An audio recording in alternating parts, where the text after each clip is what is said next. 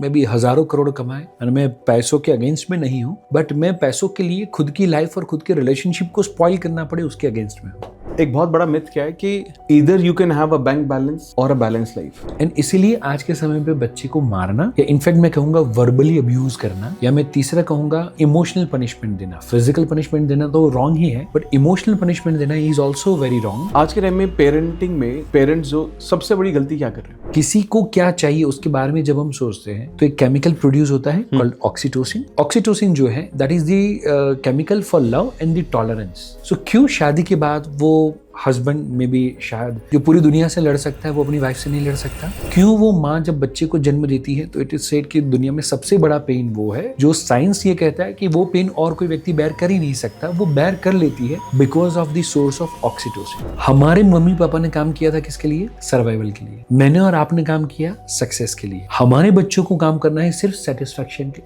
पहले 7 साल हमें बच्चों का हार्ट डेवलपमेंट करना है, फिर नेक्स्ट जो 7 years है 7 to 14 that is for the head development, and 14 to 21 and that is the hand development. मुझे बोलते हैं कि सर बच्चे तो सोफे पे कूदते हैं और बहुत ज्यादा धमाल मस्ती करते हैं, तो करना ही चाहिए। बोले क्यों? उसके बाप का घर है।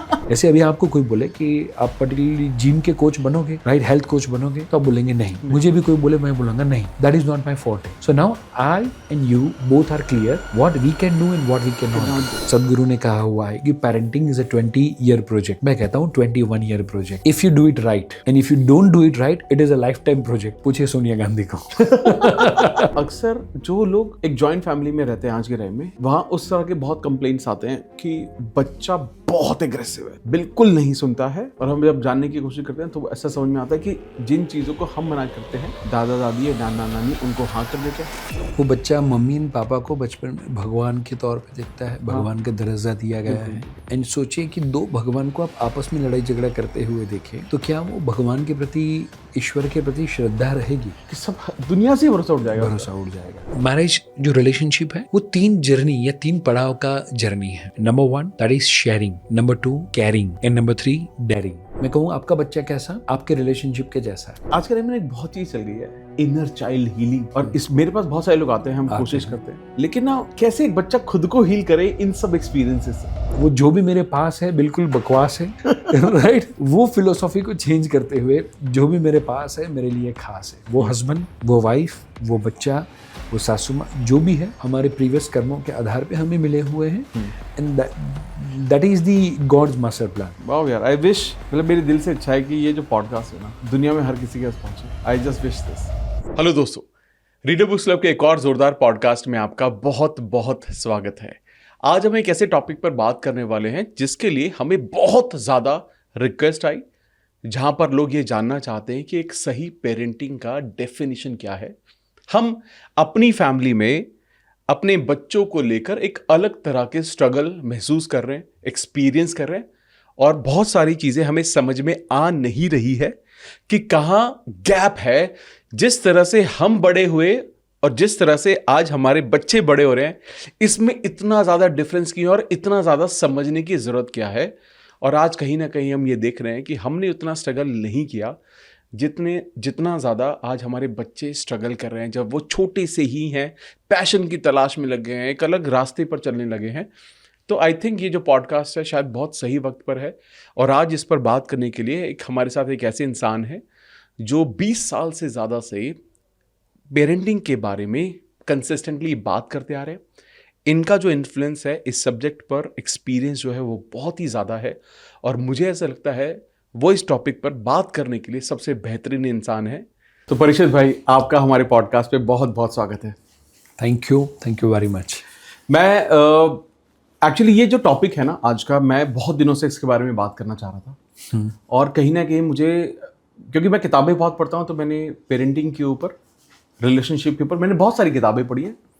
बट जब से मैं आपसे मिला हूँ और मैंने आपके वीडियोस को फॉलो करना शुरू किया, मुझे ऐसा लगता है जिस सहजता के साथ, जितने हम्बल तरीके से आप इसके बारे में बात कर रहे हैं, वो सच में बेहतरीन है।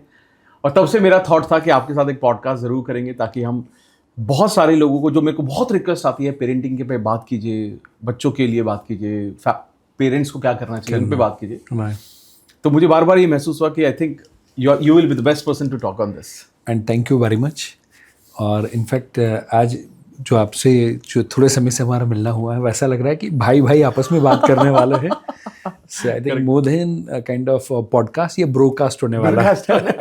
बस मेरी दाढ़ी है, इनकी दाढ़ी नहीं, बिल्कुल सेम लग रहा है, नहीं लगते सेम? कमेंट करके बताना। यस, इनफैक्ट हमें भी वैसा ही फीलिंग आता है कि ये दाढ़ी वाले परीक्षित जुबनपुत्रा है और ये दाढ़ी बिना के अमित भाई है।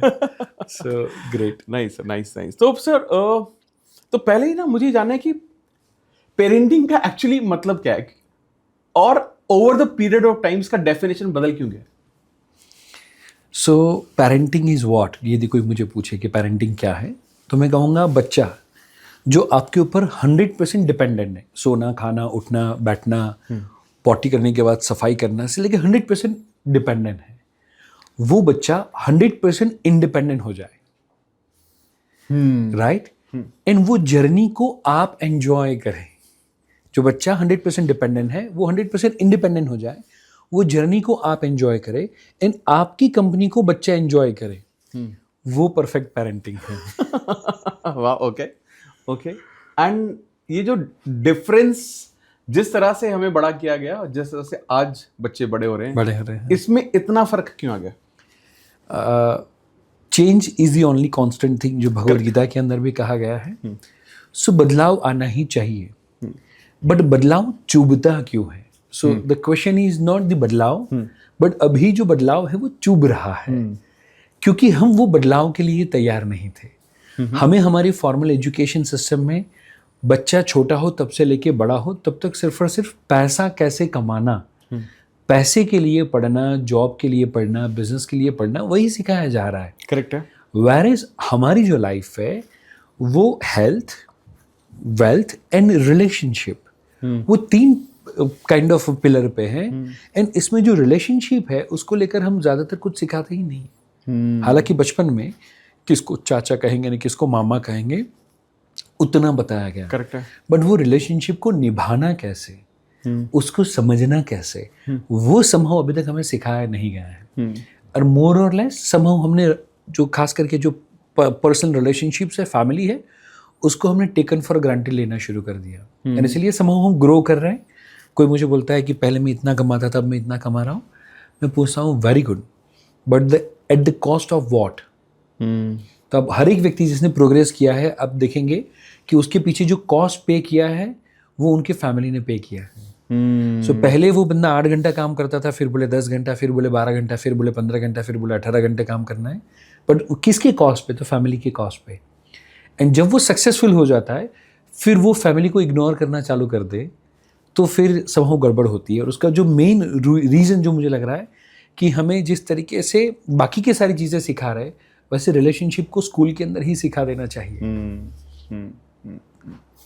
राइटली सेड, आई थिंक, क्योंकि और शायद यही कारण है कि आज के टाइम में जो हमें या आपको सबसे ज़्यादा जो सवाल आते हैं वो रिलेशनशिप के आसपास ही आते हैं। 100%। एंड मैंने देखा है कि फोर्ब्स मैगजीन में नाम हो, फ्रंट पेज पे फोटो छपा हुआ हो, एंड वो काउंसलिंग के लिए आए हो एंड वो काउंसलिंग भी रिलेशनशिप के आजू बाजू ही हो, राइट? सो इतने सारे पैसे हो, घर में हेलीकॉप्टर हो, सब कुछ हो, बट फिर भी बच्चों से जुड़े हुए प्रॉब्लम वो खुद सॉल्व नहीं कर पाए, right? So maybe the Raymond, the famous, right? Correct. So उनको आफ्टर रिटायरमेंट उनको बुक लिखनी पड़ी, an incomplete life, right? So अभी उन्होंने बुक पब्लिश की, जैसे आप अभी कह रहे थे कि आप बुक लिख रहे हैं, एंड आई वुड रेकमेंड, सारे रीडर्स भी इनफैक्ट रेकमेंड करेंगे कि अमित भाई की बुक जल्दी आनी चाहिए, राइट? सो मैं भी ईगरली वेट कर रहा हूँ आपकी बुक की। Thank you. बट उन्होंने एंड सोचिए पूरी एंड की लाइफ में कि जहाँ पर भारत रत्न से लेके 12,000 करोड़ का टर्नओवर से लेके रेमंड जैसी ब्रांड क्रिएट कर दी, और फिर जब लास्ट में लिखा हो एन इनकम्प्लीट लाइफ बुक का टाइटल, तो कितना पेनफुल होगा, राइट? सो मैं ये चाहता हूँ कि हर एक व्यक्ति my happy life, my complete life, वो कंप्लीटनेस फील करे, उसके ऊपर शायद हम काम करें तो मुझे लगता है ज़्यादा अच्छा है। आपने जैसे बोला कि कंप्लीट लाइफ, आपका डेफिनेशन क्या है कंप्लीट लाइफ का? Complete is balance. ओके। कोई भी चीज़ वस्तु जब बैलेंस में है, और काइंड ऑफ मैं कहना चाहूँगा कि जैसे ये ट्राइपॉड है, माइक है, वो बैलेंस में है तो अपने आप वो रह रहा है। करेक्ट है। इसके लिए एफर्टलेस एफर्ट जिसको हम कहेंगे कि जहाँ पर जो है उसको वहाँ पर सस्टेन करने के लिए भी हमें एफर्ट नहीं डालना पड़े और वो अपने आप हो रहा हो, that is the complete, right. So ये चेयर है, उसके भी जब चार पाए कंप्लीट है माने बैलेंस में है, इट मीन्स कि वो कंप्लीट हो चुका है। करेक्ट। हम भी बैठे हुए हैं, यदि दोनों साइड से हम इक्वली बैलेंस्ड होंगे तो वो हम एट ईज पे, कंफर्ट पे लंबे समय तक बैठ पाएंगे। Correct. So complete means what? Balance, कि जहां पर आपने आपका हेल्थ, आपका वेल्थ एंड अपना का रिलेशनशिप, ये तीन पैरामीटर को यदि आप बैलेंस में कर रहे हैं, इन तीनों जगह पर आप एट ईज पे चल रहे हैं, उसके बाद में मैं भी हजारों करोड़ कमाए, मैं पैसों के अगेंस्ट में नहीं हूँ, बट मैं पैसों के लिए खुद की लाइफ और खुद के रिलेशनशिप को स्पॉइल करना पड़े उसके अगेंस्ट में हूँ। So complete is well balanced, well balanced. अब जैसे मैं एक मिथ के बारे में बात करूंगा। एक बहुत बड़ा मिथ क्या है कि either you can have a bank balance और अ बैलेंस लाइफ। ये बहुत लोग, और ये मैंने बहुत सक्सेसफुल लोगों को बात करते हुए सुना है। 100%. And what do you think? Do you agree with this? Answer is yes भी एंड आंसर नो भी। ओके। मे बी शायद हम ये पॉडकास्ट आज से 50 साल पहले या 80 साल पहले कर रहे होते, जब टेक्नोलॉजी का लेवरेज नहीं था, सिस्टम्स एंड प्रोसेसेस का लेवरेज नहीं था, तो definitely I can understand that. But यदि आज मार्क जुकरबर्ग, उनके यदि आप उनको फॉलो करें तो वो अपनी डॉटर को स्कूल पे छोड़ने के लिए जाते हैं। इलॉन मस्क यदि अपने बच्चों को स्कूल पे छोड़ने के लिए जाए, यदि वो उनके साथ टाइम स्पेंड करते हो, मे बी वॉरेन बफेट, वो वीकेंड के टाइम पे अपनी वाइफ के साथ मूवी देखते हो, पॉपकॉर्न खुद बना के यदि साथ में खाते हो, तो माने कोई व्यक्ति जो ये ऐसी बात कर रहा है वो वॉरेन बफेट से तो ज़्यादा पैसे वाला नहीं होगा। करेक्ट है। सो मेरा ये मानना है कि it is all about your mindset. यदि मैंने मेरे माइंड को वो बोल के रखा हुआ है कि या तो मुझे पैसा मिलेगा या तो रिश्ता मिलेगा, तो फिर तो मैं हमेशा क्या करूँगा, पैसा जब मिलता होगा तो रिश्तों को ऑटोमेटिकली कम अहमियत दूंगा और पैसे के पीछे भागता रहूँगा। एंड इसलिए हमेशा मैं कहना चाहता हूँ, business is not about salesmanship, it is about relationship. यदि आप वहां पर बिजनेस में सिर्फ वो मुझे बेचना है वही आप देख रहे, तो then it is the relationship versus the business, right. But जब आप कस्टमर के साथ या अपने स्टाफ के साथ भी हेल्दी एंड हैप्पी रिलेशनशिप है, यदि वो शुरुआत घर से हुई है। सो कई बार मैनेजमेंट की जो मोटिवेशनल सेशंस वगैरह होते हैं उसमें बोला जाता है कि क्लाइंट आया तो आपको स्माइल करना चाहिए, ये करना चाहिए, ऐसे ग्रीट करना चाहिए। मैं कहूँ कि बंदे की लाइफ ही उतनी हैप्पी होनी चाहिए कि कस्टमर आए या प्यून आए उसके मुंह से स्माइल ही निकलनी चाहिए। एंड जब वो प्लास्टिक स्माइल नहीं, ऑटोमेटिक स्माइल हो, तो उसके बाद में बिजनेस ऑटोमेटिकली ग्रो करेगा। So more than anything else I would say change your mindset. अब वैसा सोचिए कि मुझे रिलेशनशिप एंड बिजनेस दोनों को पैरेलल लेके चलना है। एंड नंबर 2, लाइफ में कभी कभी जैसे हम पर्टिकुलरली कार चलाते हैं, तो कार चलानी ज़रूरी है, उतना ही पार्क करना भी ज़रूरी है, राइट। अभी हम जैसे शूट कर रहे हैं तो शूटिंग के वक्त हम बात कर रहे हैं, बट उसके बाद में उतना ही साइलेंस में जाना भी ज़रूरी है। करेक्ट। सेम वे हम पैसे के लिए भाग रहे हैं, तो अब हमें ये चीज़ ध्यान में रखना है कि पैसे कमाने के लिए भी थोड़ी ब्रेक मारनी ज़रूरी है, और घर के बाहर निकलो तो पैसा कमाने पे ध्यान दो, बट जब घर के अंदर एंटर हो जाओ तो फिर प्यार कमाने पे ध्यान दो। जितने हम बेस्ट ऑफ यू दुनिया को देते हैं, बेस्ट ऑफ द बेस्ट कपड़े में जाएंगे, पार्टी में, फंक्शन में जाएंगे, तो क्या हम पजामे में जाएंगे, क्या नाइट ड्रेस में जाएंगे? बोले नो, कैसे जा सकते हैं? तो मैं बोलता हूँ जरा सोचो, वो पार्टी, वो फंक्शन, वो बिजनेस मीटिंग इंपॉर्टेंट है, definitely I can understand that, but जरा सोचिए आपका बेस्ट ऑफ यू आप दुनिया को देते हो, what about your family? Don't you think ज़्यादातर लोग अपने फैमिली को रेस्ट ऑफ यू देते हैं। सो बेस्ट ऑफ यू मैंने दुनिया को दे दिया, अब थक के हार के जब मैं घर पे आऊं एंड तब मैं बोलूँ भैंस की तरह बैठ गई भैंस पानी में सोफे पे, 3 सिराहने लग के, वो दुनिया भर की न्यूज़ चैनल देखेगा और वो वाइफ को बोलेगा चाय लाओ, ये करो, वो करो, बच्चे को बोलेगा पैर दबाओ, क्यों? क्योंकि थक के आया है। रेस्ट ऑफ यू दिया हमने। क्या बात। बट एंड काफ़ी सारे लोग उससे भी गए गुजरे होते हैं जो देते हैं वर्स्ट ऑफ यू, राइट। माने पूरा एग्जॉस्ट हो चुके हैं, अब नाउ फ्रस्ट्रेशन के अलावा, एंगर के अलावा कुछ है ही नहीं। एंड वाइफ की या बच्चे की या मम्मी पापा की कोई भी छोटी सी गलती के लिए वो वहाँ पर काइंड ऑफ कहना चाहूँगा वो शाउटिंग करना शुरू कर देते हैं। So that is the worst of you. So मेरा ये मानना है कि दुनिया को बेस्ट ऑफ यू दो, बट उतना ही दो कि आपके फैमिली के लिए भी बेस्ट ऑफ यू देने का टाइम बचे, सुपर्ब, उतना हम ध्यान में रखें। Superb, superb. और ये मुझे लगता है आप इतने अच्छे से इसलिए बात कर पा रहे हो क्योंकि आपने खुद इस पे, मैं पर्सनली जानता हूँ तो आपने पर्सनली बहुत काम किया है इस पर, कॉन्शियसली आपके you know starting from Megha ji to take care of the kid, वो जब तक 7 साल का नहीं होता हम पॉडकास्ट कम करेंगे इसमें, ताकि वो पूरा बैलेंस बना रहे। और उसके बाद नाउ आपका खुद का पॉडकास्ट आ रहा है, आप खुद पॉडकास्ट पर आप जा रहे हैं, मेघा जी भी अब एक पॉडकास्ट सीरीज शुरू करने वाली है, स्पिरिचुअल वाला। तो आई थिंक ये बैलेंस क्रिएट करना बहुत जरूरी है। और मुझे लेकिन ना कई बार मैं ऐसा मानता हूं कि कई बार ना लोग इस बैलेंस को ना कॉम्प्रोमाइज समझने लगते हैं। आप डू यू फेस दिस? लोग बोलते हैं ऐसा आपके सामने? यस। सो जब कंपैरेटिवली 7 साल पहले हमने, इनफैक्ट 8 साल पहले हमने कॉन्शियस डिसीजन लिया हुआ था कि हम धीरे धीरे बिजनेस मॉडल को चेंज करेंगे, एंड हमने कंपनी के काइंड ऑफ टर्नओवर एंड काम को 70% बंद किया, राइट, एंड 30% मिनिमम जो स्टाफ का सैलरी, ऑफिस का खर्चा वगैरह जो निकले तब तक पर्टिकुलरली हम वो रखेंगे, जो एक्स्ट्रा एफर्ट है। इसलिए मैं भी शायद अभी तक मैं टेड टॉक पे नहीं गया, जोश टॉक पे नहीं गया, किसी की पॉडकास्ट पे नहीं, कहीं पर भी नहीं। जो बिजनेस मीटिंग, बिजनेस ग्रोथ से रिलेटेड मीटिंग, नेटवर्किंग, वो सारा हमने बंद कर दिया, राइट। हम फिजिकल इवेंट्स करते थे, वो सारी चीज़ें हमने बंद करी।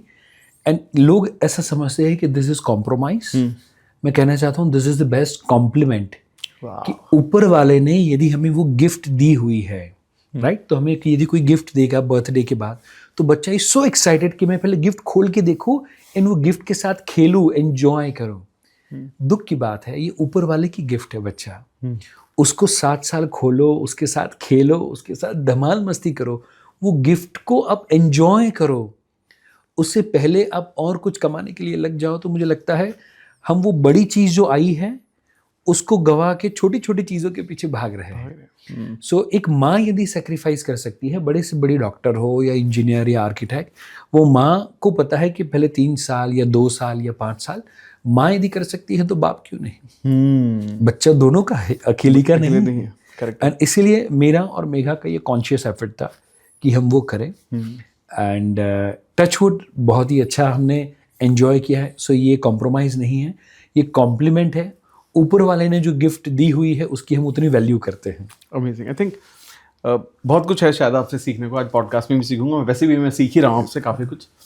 एंड आई बिलीव दैट ये जो काम है हम अब जो कर रहे हैं ये बहुत लोगों तक पहुँच पाए, ये सब जो मैसेज आप देने की कोशिश कर रहे हैं, ग्रेट। आई थिंक बहुत लोगों को नीड है इसकी। अब जब हम पेरेंटिंग की बात करते हैं, एक सही परवरिश की बात करते हैं, तो हम कई बार ना इस कंपैरिजन में आ जाते हैं, जो हमने चेंज के बारे में भी अपनी बात की कि प्रकृति का नियम ही बदलाव है। तो एक वक्त ऐसा था जब हम, आज के टाइम में या पहले के टाइम में क्या होता था कि हमारे पेरेंट्स हमें मार भी देते थे, पिटाई होती थी, and we were completely okay with it, right. But आज जैसे मेरी अभी 3 साल की बेटी है, ठीक है, तो 3 साल की हो जाएगी वो भी, तो मतलब हम कभी सोच भी नहीं सकते, हालांकि ऐसा नहीं, मन में भी नहीं आता कि हम मार दें, ऐसा। लेकिन हमने तो बहुत वो खाई है। तो जो ये जो अप्रोच है, विच इज आई बिलीव, आप भी शायद एग्री भी करते हैं, आपने बोला चेंज होना चाहिए, बट क्या ये एक इनसिक्योर पेरेंटिंग नहीं हो जाती कई बार? ये इनसिक्योर इन द सेंस, पता नहीं, मैं आप शायद समझ पाया, बताइए मतलब व्हाट डू यू थिंक? सो पहले के समय में मे बी 7-7, 8-8 बच्चे हुआ करते थे। हाँ। सो ट्रायल एंड एरर चलता था, राइट। बट आज 1 या हार्डली 2 बच्चे हैं, तो ट्रायल एंड एरर नहीं करना चाहिए। एक को कूट के उसका कॉन्फिडेंस यदि कम कर दिया है तो उसके अंदर जो भड़ास है वो निकालने के लिए दूसरा भाई, बहन, कजिन, काफ़ी सारे बच्चों का इकोसिस्टम हुआ करता था। जो वो भाई या मे बी फ्रेंड्स, वो हमारे लिए काइंड ऑफ काउंसलर का काम करते थे। भड़ास आई तो हम भी कहीं पे तो निकालते थे, तो वो निकालने के लिए वो इकोसिस्टम इजीली अवेलेबल था। वेरेज आज क्योंकि 1 या 2 ही बच्चे हैं, प्लस सोसाइटी के अंदर भी उतनी इजीली फ्रिक्वेंटली फ्रेंड्स नहीं बनते जहाँ पर बच्चे ओपनली अपनी बातें बता पाए। एंड इसीलिए आज के समय पे बच्चे को मारना या इनफैक्ट मैं कहूँगा वर्बली अब्यूज करना, या मैं तीसरा कहूँगा कि इमोशनल पनिशमेंट देना। फिजिकल पनिशमेंट देना तो रॉन्ग ही है, बट इमोशनल पनिशमेंट देना is also very wrong. And that is what, कि तू नहीं पढ़ेगा तो हॉस्टल में डाल दूंगी, नहीं खाएगा तो पुलिस पकड़ जाएगी, नहीं सोएगा तो ये हो जाएगा, वो हो, चाय पिएगा तो काला हो जाएगा, वगैरह वगैरह, राइट। एंड मुझे बचपन में कई बार बोला गया था कि चाय पिए से काला हो जाएगा, काला हो जाएगा। एंड मैं जब कोई टीवी स्टार्स या समथिंग जो इंटरव्यू पे उस समय पे जो चलते थे, पॉडकास्ट नहीं बट उस टाइप के इंटरव्यू जब चलते थे, एंड वो मज़े से चाय पी रहा है, मैं उसको देख रहा हूँ कि हीरोइन चाय पी रही है, वो तो काली नहीं हुई, but somehow because of that हमारा वो पेरेंट के ऊपर से जो ट्रस्ट होना चाहिए वो उठ जाता है। वाह, ये तो सोचा ही नहीं कभी, राइट, कि मम्मी पापा समहाउ वो कुछ हमसे काम करवाने के लिए या तो हमें डरा देंगे कि पुलिस पकड़ जाएगी, ये होगा वो होगा, इसलिए ज्यादातर लोग मे बी पुलिस से आज बहुत ज्यादा डरते हैं, right, though they are like preventing us from the bad thing, but फिर भी हम उनसे डरते हैं, उनसे बात नहीं कर पाते। द रीजन इज बचपन में काफी सारा डर दिखाया गया है। सो मेरा ये मानना है कि हम emotional punishment and physical punishment दोनों हमें देना बंद करना चाहिए आज के समय के अंदर। तो आपको क्या लगता है कि आज के टाइम में पेरेंटिंग में पेरेंट्स जो सबसे बड़ी गलती क्या कर रहे हैं? दो चीज, एक यदि स्ट्रिक्ट हो रहे तो बहुत ज्यादा हो रहे हैं, और यदि कोई लीनियंट हो रहा है तो वो बहुत ज्यादा हो रहा है। ओह, बैलेंस नहीं, राइट।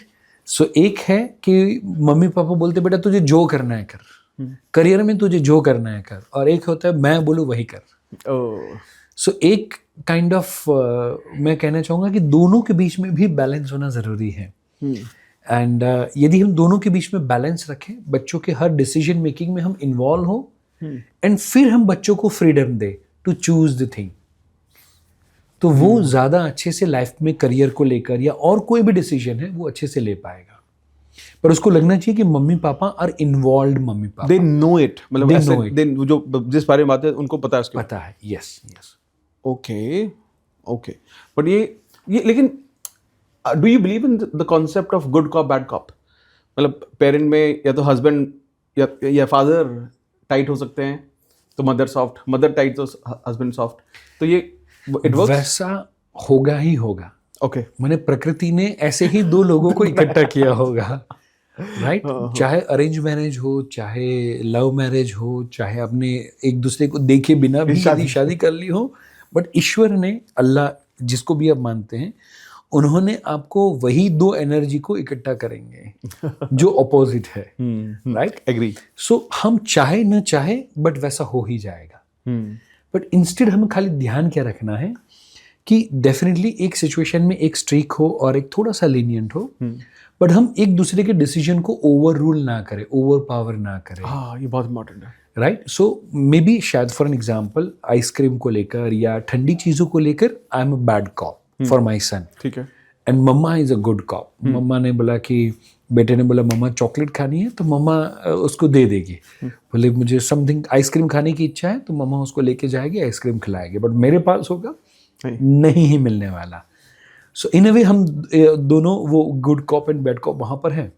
बट जब पर्टिकुलरली सपोज मैंने मना कर दिया तो फिर वो मेघा उसको नहीं दिलाएगी, उसको आपके डिसीजन को ओवररूल नहीं करेगी।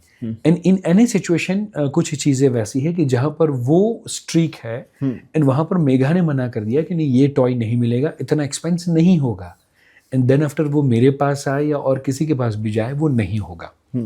सो इन अ वे हमें डिफरेंस होना चाहिए, करेक्ट। एंड जो जहाँ पर जो अच्छा काम कर सकता है, सो कोई बच्चे को पढ़ाने का काम अच्छा कर सकता है, कोई बच्चे को खिलाने का काम अच्छा कर सकता है, कोई बच्चे के साथ खेलने का काम अच्छा कर सकता है, वेदर यू आर गुड और बैड कॉप जो भी है, स्ट्रिक है या लिनियंट है।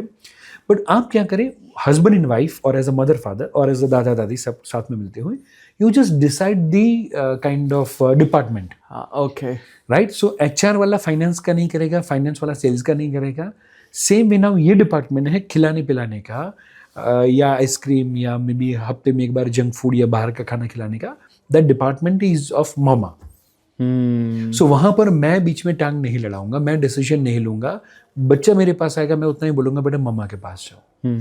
खेलना कूदना दौड़ना भागना, फिजिकली उसको एक्टिव रखना, या उसके साथ तकिया फाइटिंग करना या कुश्ती करना, that department is mine.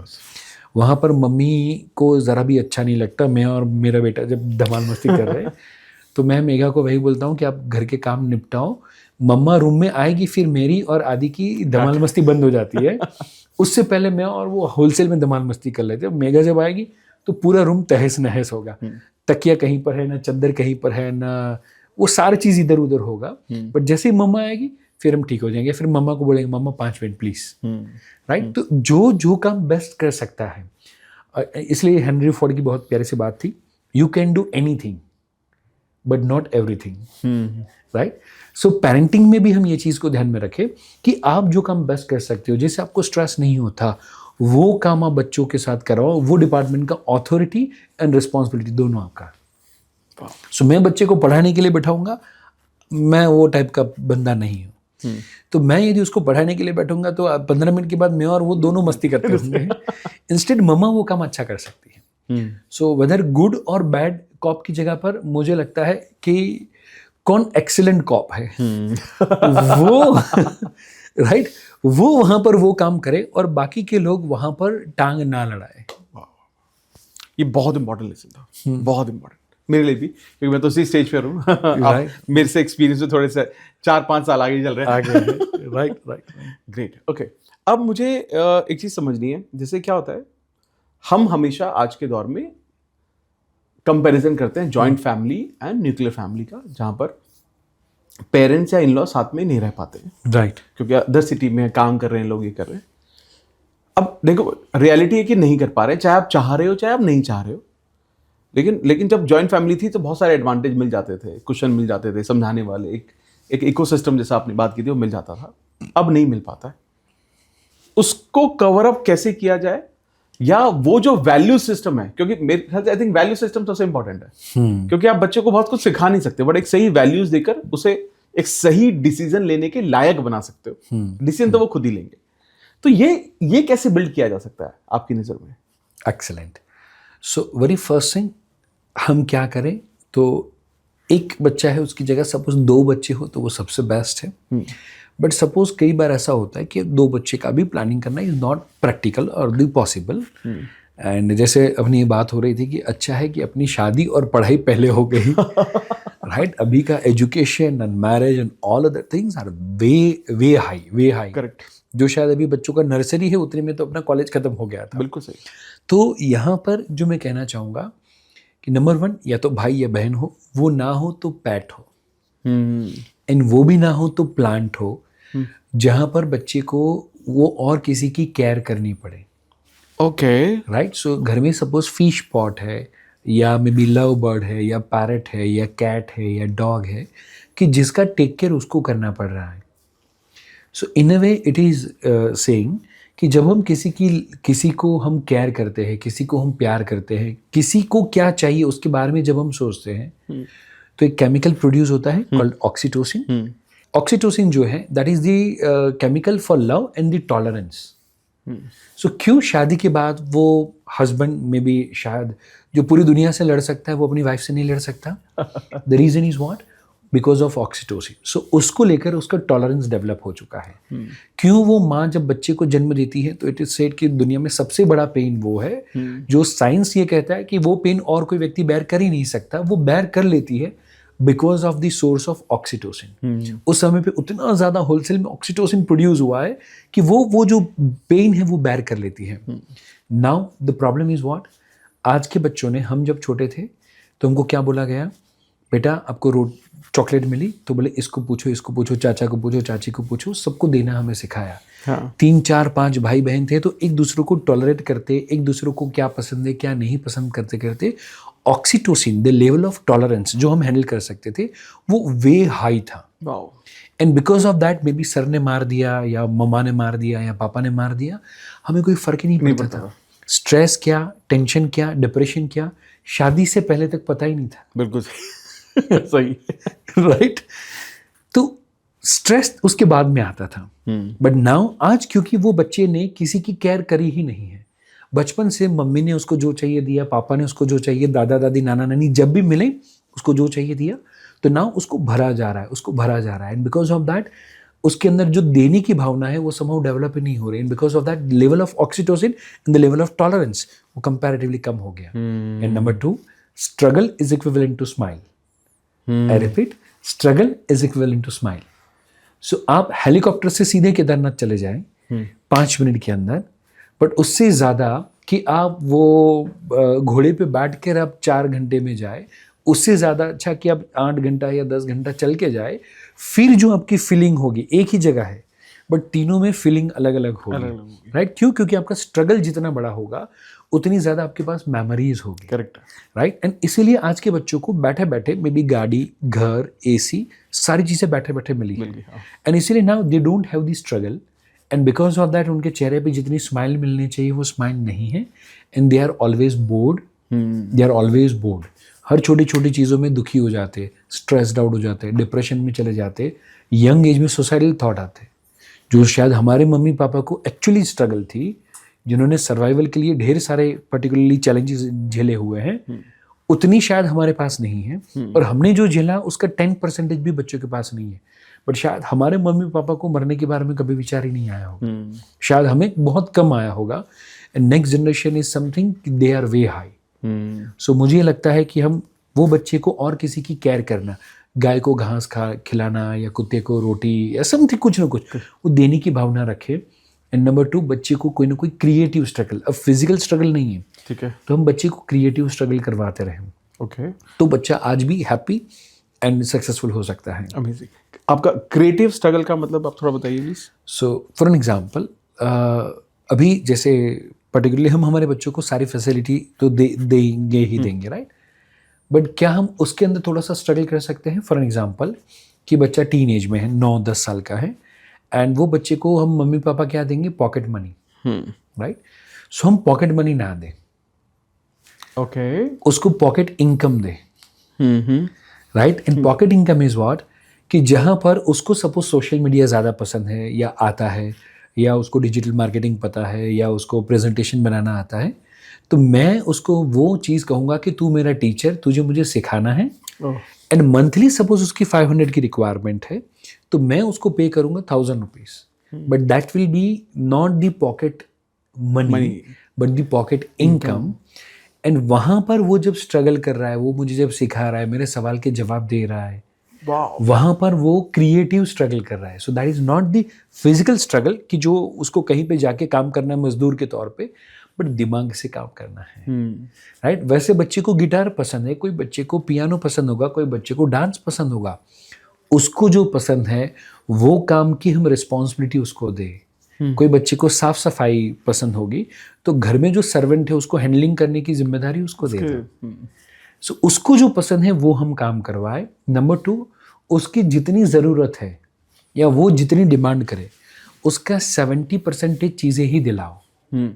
And her immediately उससे वो थोड़ा सा बोर हुआ, ले बेटा टीवी देख, ले बेटा तू मोबाइल देख, ऐसा ना करते हुए वो हम टाइम कम करें, तो वो क्रिएटिव स्ट्रगल करेगा. एंड मे बी बच्चा, छोटा बच्चा होगा ना, उसको खाली पानी की बोतल भी मिलेगी, उससे वो खेलेगा. हाँ. मम्मी क्या करती है कि मैं काम में हूँ तो ऐसा कर ले, पकड़ मोबाइल. मोबाइल का उपयोग बेबी सीटर के तौर पे कर दिया. राइट? नाउ इंस्टेंट यदि मम्मा ने मोबाइल नहीं दिया तो बच्चा क्रिएटिव स्ट्रगल करेगा. और बच्चा क्या करेगा मालूम है? बेलन लेगा, कटोरी लेगा या थाली लेगा और उससे भी टिंग टिंग आवाज़ करेगा, उससे भी खेलना चालू कर देगा. सो that is the creative struggle. हमने उसके हाथ में मोबाइल दे दिया, हमने जैसे उसके हाथ में टीवी का रिमोट दे दिया, क्रिएटिव स्ट्रगल खत्म हो गया. सो नाउ हमारे मम्मी पापा ने काम किया था किसके लिए? सर्वाइवल के लिए. मैंने और आपने काम किया सक्सेस के लिए. हमारे बच्चों को काम करना है सिर्फ सेटिस्फैक्शन के. राइट? इसलिए वो बहुत डिससेटिस्फाइड है. यस. एंड इसीलिए हमें हमारे बच्चों को कुछ भी करते हुए स्ट्रगल सिखाना पड़ेगा. स्ट्रगल सिखाना पड़ेगा. क्योंकि कंपैरेटिवली इन अ प्रोपोर्शन वो डेफिनेटली बेसिक स्ट्रगल जो हमारे लिए जो लग्जरी थी वो उनको तो बेसिक मिल ही गया. बेसिक है. यस. आपको क्या लगता है कि बच्चों के लिए घर का जो माहौल है वो कितना इंपॉर्टेंट रोल प्ले करता है, सही या खराब? आई थिंक इन अ वे जो भी होगा वो 100% मैटर करता है, more than the school, more then the education. और उसका मैं यदि आपको लाइव एग्जांपल यदि आप लोगों के साथ शेयर करूं, तो कहना चाहूँगा गुरु द्रोण, उससे तो बड़े कोई गुरु हो नहीं सकते, उनके आश्रम से बड़ी कोई स्कूल नहीं हो सकती वैल्यू बेस, बट फिर भी वहाँ पर पढ़ने वाला एक दुर्योधन हो सकता है और एक अर्जुन हो सकता है, राइट। सो फैमिली का जो एनवायरनमेंट है वो कंपैरेटिवली उतना ज़्यादा मैटर करता है कि महंगी से महंगी स्कूल में डालने के बाद भी, इंजीनियरिंग करने के बाद भी कोई ओसामा बिन लादेन हो सकता है, right. And so may be आतंकवादी है तो उसको बचपन में प्यार नहीं मिला होगा, लव, केयर, सिंपैथी। फर्स्ट जो 7 years हैं वो बहुत ही ज़्यादा इम्पॉर्टेंट है। पहले 7 साल हमें बच्चों का हार्ट डेवलपमेंट करना है, फिर नेक्स्ट जो 7 years है 7 to 14 that is for the head development, and 14 to 21 and that is the hand development, okay, right. ये पूरी जर्नी है। एंड ज़्यादातर यदि वो हार्ट डेवलप नहीं हुआ उसी समय पे मे बी उनको मारना, काटना, खून खराबा या काइंड ऑफ हेट्रेट कहीं पर वो बताया गया, and because of that environment वो फिर वर्ल्ड की कोई भी यूनिवर्सिटी से पढ़ेगा बट वो निकलेगा तो आतंकवादी है। बट जो बच्चे को बचपन में पहले 7 साल में, 8 साल में बहुत प्यार मिला हो, लव, केयर, सिंपैथी मिली हो, वो बड़ा होने के बाद ऐसा कोई काम कर ही नहीं पाएगा। और इसलिए generally they will target what, the kids, the toddlers. And इसलिए ज़्यादातर छोटे बच्चों को उठा के, जो गुंडा टाइप जो भी लोग हो रहे थे, वो छोटे बच्चों को किडनैप करते हैं, बिकॉज उसी समय पे जो डाल दिया वो लाइफ में परमानेंट लॉन्ग लाइफ रहेगा। सो घर का environment is more than school, more than anything else. घर का environment is the most important thing. Okay, अब ये जो आपने बताया कि heart development, then your head development and then your hand development, इसमें थोड़ा सा एक्सप्लेन कीजिए ना इन तीनों स्टेजेस को। श्योरली। सो जब बच्चा दुनिया में आता है तब से लेके 7 years वहाँ पर हमें बच्चों का हार्ट डेवलप करना है। Heart is what, love, care, sympathy, वो सारी चीज़ें कि जहाँ पर वो बच्चा और कोई बच्चे को जब हम प्यार करें, घर पे कोई फ्रेंड रिलेटिव का छोटा सा बच्चा है एंड आप उसको प्यार करें, उसको गोदी में उठाए, तो इसको जेलसी फील ना हो, ये भी हंसता रहे और वो भी आपकी गोदी पे चढ़ के उसको खिलाता रहे, या आप उसको बोले कि बेटा ये आपका टॉय भाई को दे दो या बहन को दे दो, तो वो राजी खुशी से दे पाए। उसका मतलब कि आपने उसके हार्ट का अच्छे से डेवलपमेंट किया हुआ है। सो फर्स्ट जो 7 years है, हमें क्या करना है, बच्चों को उतना ज़्यादा प्यार देना है, उतना ज़्यादा अटेंशन देना है, उतना ज़्यादा लव एंड केयर देनी है कि वो खुद उतने हार्ट से भरे हुए हो कि उनकी लाइफ में जेलसी और जो नेगेटिव इमोशंस हैं वो कभी आए ही नहीं, राइट। सो वहाँ पर बच्चे के साथ खेलना है। ये 7 साल में बच्चों को टॉय की नहीं, टाइम की ज़रूरत है। आपके ज्ञान की नहीं, आपके ध्यान की ज़रूरत है। आपकी प्रेजेंस की नहीं, प्रेजेंस की ज़रूरत है, राइट। एंड जब हमने वो 7 साल उसको होलसेल में दिया हुआ है, एंड इसीलिए मैं कहूँगा the primary care giver, it can be mummy, it can be पापा, एंड मे बी शायद जो वर्किंग मदर फादर है वो गिल्ट फील ना करे। वहाँ पर दादा दादी हो सकते हैं, नाना नानी हो सकते हैं, चाचा चाची हो सकते हैं। यदि कोई भी नहीं है तो आपके घर पे जो मेड अपने बच्चे के लिए स्पेशली रखे हुए हैं उनको फैमिली मेम्बर की तरह ट्रीट करे, एंड उनको दीदी या जो भी पर्टिकुलरली है उस तरीके से उनको ट्रीटमेंट मिलनी चाहिए कि बच्चा किसी 1 या 2 या 3 केयर गिवर के प्रति हमेशा सेफ एंड सिक्योर फील करे। उसको लगना चाहिए कि मेरे लिए कोई सेफ प्लेस है। एंड इसका बेस्ट एग्जांपल दो, आपने कहीं पर भी बंदर या मे बी टाइगर, उसका जो फैमिली हो, आपने देखा होगा ज़्यादातर क्या होगा कि जैसे पैरापिट टेरेस पे या तो पेड़ पे सारे जो बिग मंकीज होंगे वो सराउंडेड बैठ जाएंगे, और 2 3 4 शरारती छोटे वाले मंकी होंगे, वो इधर उधर भागते रहेंगे, कूदते रहेंगे, एक दूसरे से लड़ाई करते रहते हैं। एंड जो सारे बड़े फैमिली मेम्बर्स हैं वो आसपास में बस खाली देखते ही रहेंगे, शांति से बैठे होंगे। They know better parenting than us, right. वो बच्चे को सेफ एंड सिक्योर एनवायरनमेंट देते हैं। दे नो कि वो हम सब सराउंडिंग है ताकि बच्चों पे कोई हमला ना करे। एंड यदि बच्चे पेड़ पे या पैरापिट पे कूद रहे, उछल कूद कर रहे, तो उनका 3D इमेजिनेशन है वो स्ट्रांग होगा। बच्चा गिरेगा या कुछ भी होगा तो हम सभी लोग उसकी केयर करने के लिए हैं। उसका रेजिलियंस डेवलप हो रहा है, उसकी ग्रीप है वो डेवलप हो रही है, उसकी पूंछ है वो स्ट्रांग हो रही है, उसकी वो ट्रेनिंग होती है। सेम विद द टाइगर के आपको ढेर सारे फैमिली के फोटोज आप देखेंगे तो टाइगर एंड टाइगर से वो सारे फैमिली मेम्बर्स बैठे होंगे, बच्चे उनके ऊपर उनके कान खींच रहे हैं ना, धमाल मस्ती कर रहे होंगे, एंड वो वहाँ पर उनको करने देते हैं। सो मम्मी पापा का पहला काम है कि वो बच्चे को उतना ज़्यादा safe and secure environment provide करे कि बच्चा कुछ भी करे। मुझे बोलते हैं कि सर बच्चे तो सोफे पे कूदते हैं और बहुत ज़्यादा धमाल मस्ती करते हैं, मैं तो करना ही चाहिए। बोले क्यों? उसके बाप का घर है। राइट यदि वो बच्चा अपने बाप के घर पे ही यदि सोफे पे ना कूद पाए, दुनिया में और कहाँ कूद पाएगा? बोले मेरा बच्चा तो ये करता है ना, वो करता है ना, मेरी बात नहीं सुनता। मैंने वेरी गुड, उसके बाप का घर है। यदि उसके बाप के घर पे भी यदि उसको किसी की सुननी पड़े, वो हमने नहीं कहा अपने घर में तो चूहा भी शेर होता है। तो भाई ये तो शेर का बच्चा है ऑलरेडी, वो नहीं ही सुनना चाहिए। तो पहले 7 years वो बच्चे को उतना लव, केयर, अटेंशन, सिंपैथी मिल जाए कि वो हार्ट से भरपूर हो जाए। उसको कभी भी इनसिक्योरिटी लाइफ में फील ना हो, जेलेसी फील ना हो। नाउ जब ये हार्ट डेवलप हो जाए, उसके बाद में next 7 years and that is for what? Head development, जहां पर डिसीजन मेकिंग, जहां पर रिस्क टेकिंग, जहां पर कैलकुलेशन, जहां पर बुद्धि का हमें निर्माण करना है, एंड जहां पर what to do and not to do, वो सारी चीजें हम बच्चों को सिखाएंगे। एंड वहां पर बच्चों को डिसिप्लिन एंड रूटीन में लाना इस मम्मी पापा का काम। ओके, सो फर्स्ट 4 साल का बच्चा है एंड वो सुबह में लेट उठ रहा है, इज ऑल ओके। वो रात को लेट तक धमाल मस्ती कर रहा है, इज ऑल ओके, शर्त स्क्रीन ना देखता हो। करेक्ट। वो फैमिली मेम्बर के साथ कनेक्शन वाला काम करता हो। वो जो टाइम पे खाए, जो टाइम पे सोए, उसको जो करना है वो कर रहा है। बट नाउ जब 7 years का हुआ, उसके बाद में मे बी रात का सोने का टाइम, सुबह में उठने का टाइम, मे बी कोई कराटे या मे बी फुटबॉल या टेनिस, ऐसा कोई स्पोर्ट समथिंग कुछ हो जो उसको फिजिकल फिटनेस पे ध्यान दे। नाउ जंक फूड हफ्ते में एक ही दिन मिलेगा, यही दिन मिलेगा, वैसे हम डिसिप्लिन उसके अंदर लाना शुरू करें।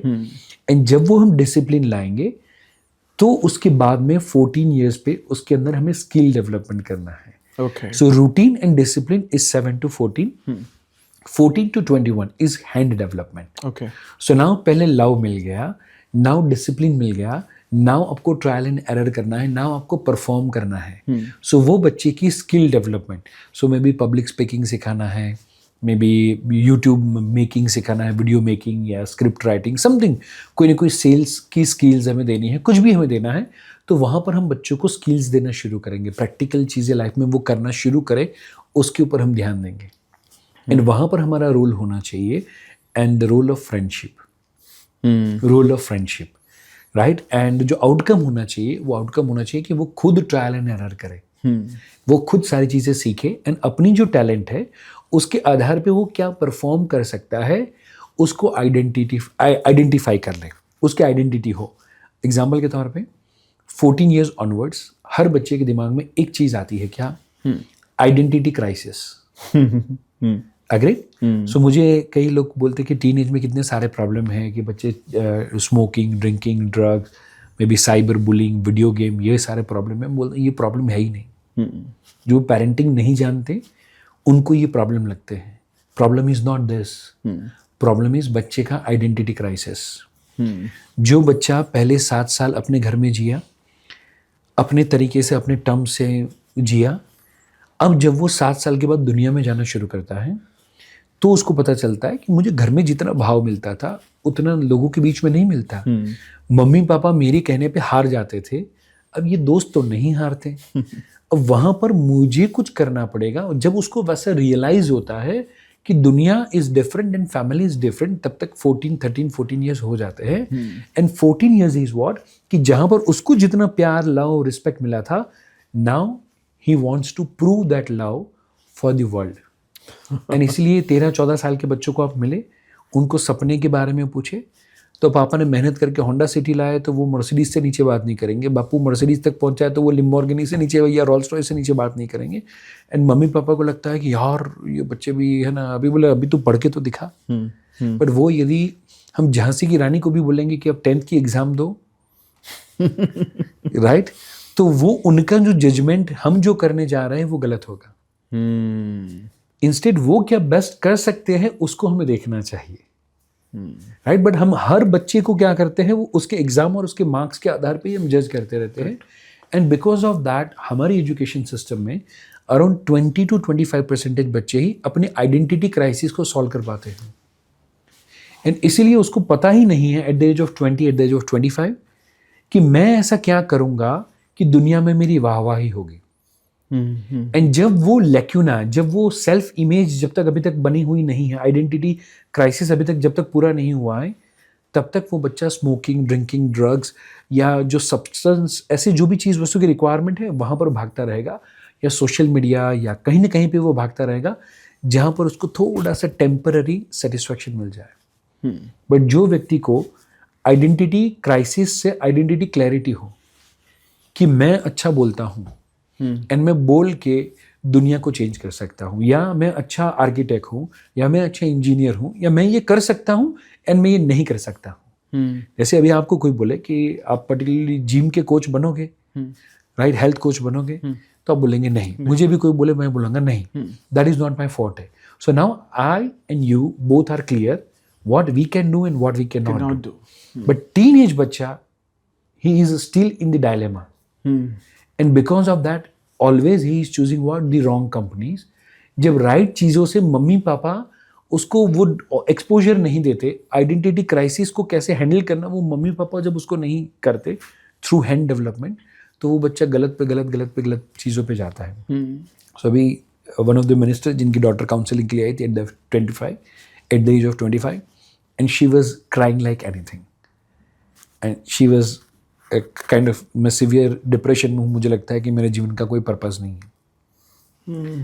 25 साल की एज तक वो यूएस से पढ़ रही है, best of the best college, best of the best घर वहाँ पर है, कार, शॉफर ड्रिवन कार, सब कुछ है, बट क्योंकि जीवन का पर्पस, आइडेंटिटी क्राइसिस सॉल्व नहीं हुआ, तो वो 25 साल पे दुनिया भर के पैसे होने के बावजूद भी बंदा डिप्रेशन में रह सकता है। सो मम्मी पापा का काम, बच्चा बड़ा हुआ बट आपका पेरेंटिंग बड़ा नहीं हुआ, that is the biggest challenge. And इसीलिए जैसे जैसे बच्चा बड़ा होता है आपका पेरेंटिंग भी बड़ा होना चाहिए। एंड अब हमें हैंड डेवलपमेंट करेंगे, तो सदगुरु ने कहा हुआ है कि parenting is a 20-year project, मैं कहता हूँ 21-year project, if you do it right, and if you don't do it right, it is a life time project.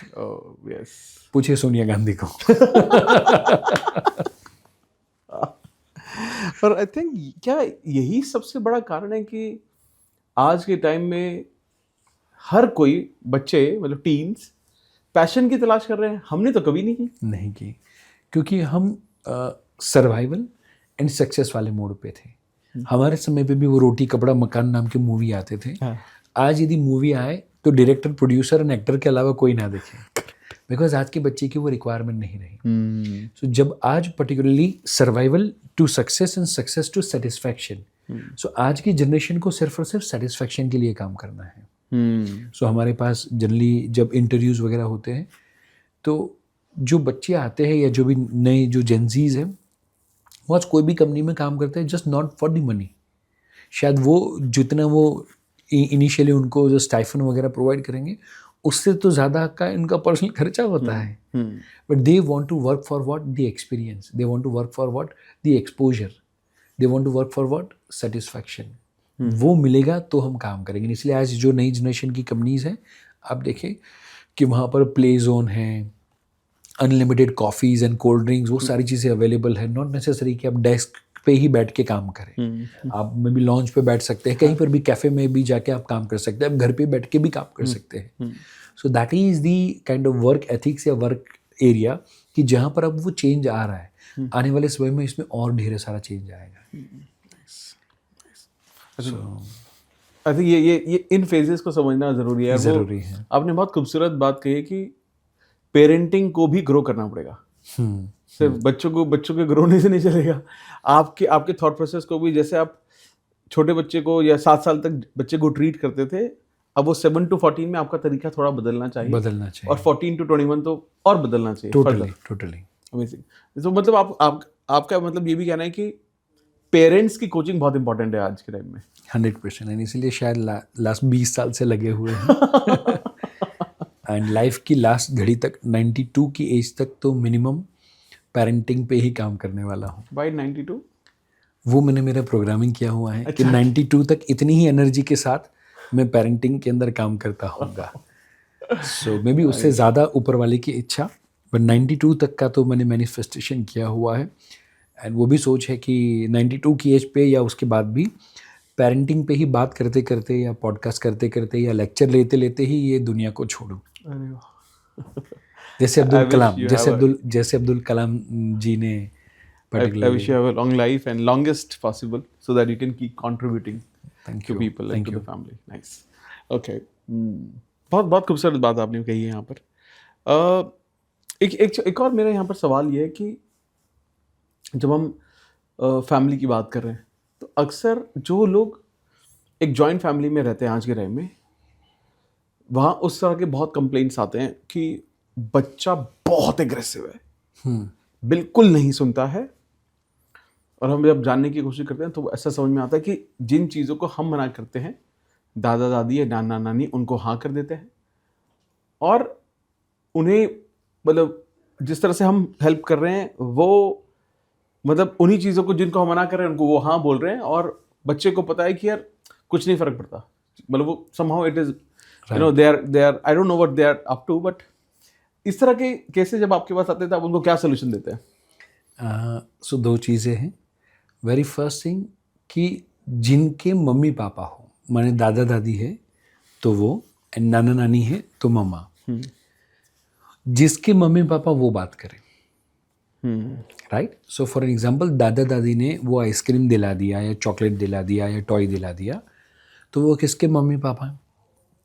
बोले पापा के मम्मी पापा। हाँ, करेक्ट। तो वो बात करेंगे। प्रॉब्लम तब आता है जब पापा बोलते नहीं है, पापा ने रेस्ट ऑफ यू पे चले गए। अब मैं घर पे आया हूँ तो मैं तो जस्ट अभी खाली स्पा के लिए आया हूँ, रिलैक्स होने के लिए आया हूँ, होटल में आया हूँ, अब मेरी सेवा करो। वो वाले जोन वाले पापा होंगे तो डिफिकल्टी होगी।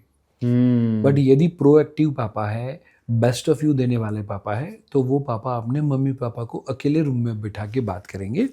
किसी उसको अभी कफ है या अभी विंटर है या ये सिचुएशन में मम्मा को थोड़ा सा यदि बोलना पड़े और वो यदि मना करे तो आप उनको वो चीज़ नहीं दिलाएंगे। बट जब वो पापा नहीं बोलते, एंड जब क्योंकि मम्मा इज अ वॉरियर, सबसे बड़ी योद्धा, जो आई थिंक कोई मूवी का भी डायलॉग था, सबसे बड़ी योद्धा माँ है, तो वो कुछ भी होगा पूरे घर के अगेंस्ट में जाना पड़ेगा। वो अपने बच्चे के लिए पूरी दुनिया से, इनफैक्ट अपने हस्बैंड से भी लड़ लेगी। Correct, right. वो माँ है तो एक्चुअल में सबसे बड़ी योद्धा है, सबसे पावरफुल है, तो वो लड़ लेगी।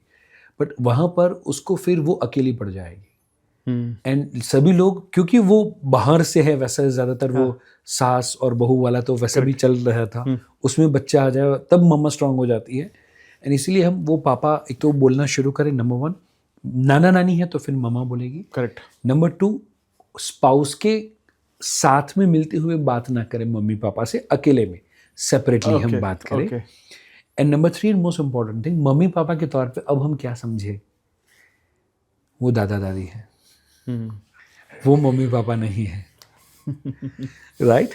सो जब आप दादा दादी बनेंगे तो आप आपके बेटे या बेटी के साथ जो रोल प्ले कर रहे हैं वो same role you can not play with your grandson and granddaughter. So mummy papa का रोल अलग है और दादा दादी का रोल अलग है। क्या है रोल? सो जो जस्ट कहना चाहूँगा कि जब हम छोटे थे, घर में सेम ऐसा एनवायरनमेंट रहता था, तो यदि मम्मी पापा ने मना किया और यदि घर में जैसे दिवाली के समय पे पैसे, आई थिंक लोगों को पैर छूने का एक ही रीज़न होता था और सारे जब बच्चे इकट्ठा होते थे, आज मैंने इतने पैसे इकट्ठे किए, राइट। नेक्स्ट डे का टारगेट बनता था कि न्यू ईयर के दिन इतने या समथिंग। तो जो भी मेरा जान पहचान वाला नहीं भी है तो भी बड़ा है तो पैर छूते थे, बोले एटलीस्ट 5 रुपया तो देगा, राइट। सो मैं कहना चाहूँगा कि मम्मी ने बोल दिया कि नहीं, मेहमान ने जब पैसे ऑफर किए आपको मना करना है। बट फिर भी दादा या दादी कोई होता था, अरे ले ले ले बेटा, ले ले ले, हमारे तो मन से इच्छा होती थी लेने की। बट उस समय पे mummy papa was not insecured कि ऐसा करने से मेरे बच्चे पे कोई प्रॉब्लम होगा या मेरा बच्चा खराब हो जाएगा, मेरे बच्चे में फलाना ढिमका वो हो जाएगा, वो इनसिक्योरिटी नहीं थी। इसलिए मम्मी ने मना किया और नानी ने या दादी ने हाँ बोला, it was okay. Same approach should be in the present time as well, कि जहाँ पर सपोज मैंने बोला कि नहीं नहीं होना चाहिए, बट फिर भी इन केस दादा या दादी ने कभी वो चीज़ कर दिया तो फिर हम वहाँ पर ओके रहे और बच्चा मेरे पास आया और मुझे दिखाए, देखो तुमने तो बोला था ना चॉकलेट नहीं मिलेगी, ये मिल गई। तो हमें बच्चे को ग्रेसफुली उसके सर पे हाथ घुमाना है एंड बोलना है कि बेटा दादा ने चॉकलेट दिया है, हाँ। तो उसे आप एंजॉय करो, हाँ। बट उससे पहले आई वुड रिकमेंड दादा के साथ शेयर भी करो। दादा के पैर छू के उनको थैंक यू भी बोलो। एंड जब वो मम्मा ने बताया नॉट द इनसिक्योरिटी, तो वो बच्चा अपने से बड़ों को रिस्पेक्ट करना सीखेगा, नॉट द आर्गुमेंट। राइट? तो दादा दादी का रोल डेफिनेटली वो है, बट वो जिनका जो बेटा माने हस्बैंड या वाइफ अकॉर्डिंगली बात करे फिर भी ना हो, तो मम्मी पापा का ये अप्रोच होना चाहिए। हमें इनसिक्योर फील होने की जरूरत नहीं है। इनसिक्योरिटी बहुत है शायद, है ना? बहुत ज़्यादा, बहुत ज़्यादा, बहुत ज़्यादा है। And nowadays and because of social media and because of marketing and all other things, हमें बोला जाता है कि मैं कहूँ बच्चा अभी जैसा है, इतना ज़्यादा इनसिक्योर है मम्मी पापा। अभी थोड़े समय पहले आए थे काउंसलिंग से, सिंगापुर से स्पेशली काउंसलिंग के लिए आए थे Ahmedabad, and they were like कि बच्चा शेड्यूल फॉलो नहीं करता, उसका एक जगह पर लंबे समय तक बैठता नहीं है, उसकी हैंडराइटिंग ख़राब है वगैरह वगैरह, ऐसी 7-8 वो लिस्ट लेकर आए थे। And I asked कि बेटे की एज क्या है? बोले 3.5 साल। सच में? Yes, and both are doctor. My God. मतलब मुझे नहीं कहना चाहिए, बट फिर भी मुझे कहना पड़ा कि तो फिर आपको रोबोट लाने की ज़रूरत थी, बच्चा नहीं। पहले जो 7 साल है वो हार्ड के हैं, अब वो हार्ड की जगह मम्मी पापा डिसिप्लिन वाले जोन पे है। तो नाउ अब बच्चा जब 7 साल पे जाएगा, उसका हार्ट और कोई गलत चीज़ में लग जाएगा। सो समहाउ हम जो इनसिक्योरिटी है कि मेरा बच्चा अभी मेरी बात नहीं सुनेगा, या अभी गुस्सा करता है, या अभी इतनी जिद करता है, तो कैसा होगा? सारे पापा को पूछना चाहता हूँ, अपने बचपन को याद करो ना। इन सारी मम्मा जो ज़्यादातर इनसिक्योर है, मैं पूछना चाहता हूँ, आपकी मम्मा ने आपको कई बार बोला होगा कि तू सुबह में उठती नहीं, ये नहीं, फलाना नहीं, ढिमका नहीं, एंड तू शादी के बाद क्या करेगी? ऐसा सारी मम्मा जो भी है, यदि आपकी मम्मी ने ऐसी एडवाइस दी है तो कमेंट में आप लिखना। बट क्या आप अग्री करेंगे कि जो दिन शादी हुई और आप अपने घर में आए, नेक्स्ट डे से जो 10 बजे तक उठती नहीं थी, वो 6 बजे उठ के घर संभालना चालू कर दिया। एंड आज जो रोज़ सुबह में 6 बजे उठ के घर संभालती है, 10 साल से अपना घर संभाल रही है, वो जब अपने घर पे जाती है तो वो 10 बजे उठती है। राइट? सो वो जो पर्टिकुलरली है, वो यदि माँ के घर पे वो सुकून नहीं मिलेगा, या माँ के घर पे वो फ्रीडम नहीं मिलेगा, तो फिर माँ का घर कैसे होगा? करेक्ट है। एंड इसीलिए हम वो बच्चे को दादा दादी का भी प्यार है वो फील होने दें। एंड दूसरा psychological reason is power struggle. क्योंकि मम्मी पापा जब थे, उनके पास पावर्स थे, पैसे थे, सब कुछ। नाउ अब वो बड़े हो गए, अब वो दादा दादी बन गए। सो नाउ मॉनिटरी या मे बी हेल्थ वाइज अब उनके जो पावर्स थे वो कंपैरेटिवली कम हो गए। So now they want to gain their powers back. अब जब मम्मी पापा की ओर से उनको प्यार या पावर्स या वो रिस्पेक्ट वो फील नहीं होता, तो वो क्या करेंगे? छोटे बच्चों को चॉकलेट दे के, मोबाइल दिखा के, मैंने देखा हुआ है कि नाना नानी दादा दादी बच्चों को मोबाइल दे देते हैं। बोले, मैं बोलता हूँ क्यों? तो बोले उस बहाने हमारे पास आते हैं। मैं बोलता हूँ वो आपके पास नहीं आ रहे हैं, वो मोबाइल के पास आ रहे हैं। कल यदि यही मोबाइल आपने नहीं दिया तो शायद यही बच्चा कल आपको मारेगा। एंड हमारे पास काफ़ी सारे केसेस आते हैं कि वो बच्चों मम्मी पापा को मारते हैं। नॉट ओनली दैट, अभी तो 15-16 साल के बच्चे मम्मी पापा का कत्ल कर देते हैं। इनफैक्ट 16 साल की बेटी मम्मी का खून कर देना। Right? We can not even imagine कि ऐसा हो सकता है, बट यस, ऐसा आज हो रहा है। बेटा भी हमारे पास केस आया था, मम्मी ने फ़ोन लिया, मम्मी को बहुत ज़्यादा मारा। पापा ऑफिस से घर पे आए एंड पापा ने बातचीत करी, पापा ने उसको समझाया, पापा को भी बहुत ज़ोर से मारा, इतनी हद तक कि कोई दुश्मन को ना मारे। And in that situation mummy papa ना ही अपने घर पे रह पाए। मैंने 2 या 3 दिन वो अपने फ्रेंड के घर पे चले गए रहने के लिए। बोले मैं ये बेटे के साथ कैसे रह पाएंगे, और एज अ मदर फादर के तौर पे ना ही वो पुलिस कंप्लेन भी कर पाए। सोचिए वो जो रिश्ता है वो कहाँ पर गया। सो दादा दादी जो अपने बच्चों को हाथ में मोबाइल दे देते हैं, या मम्मी पापा जो छोटा है बेबी सिटर के तौर पे मोबाइल का इस्तेमाल करते हैं, that is very dangerous. So mummy पापा क्या करें?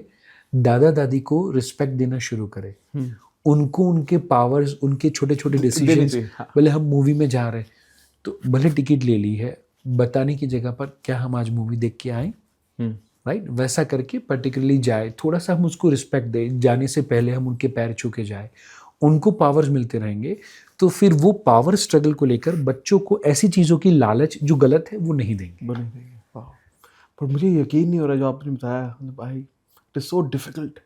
इट इज सोचो पेरेंट्स का क्या, माय गॉड, क्योंकि नाउ वी हैव किड्स, तो ये हर चीज़ महसूस होती है 100%। और हम भी रिलेट कर पाते हैं बहुत आसानी से कि क्या ऐसा फेज कोई माँ बाप। और मुझे ऐसा लगता है कि जब तक मेरी बेटी नहीं थी, मतलब तब तक तो ये बातें समझ में नहीं आती थी, है ना।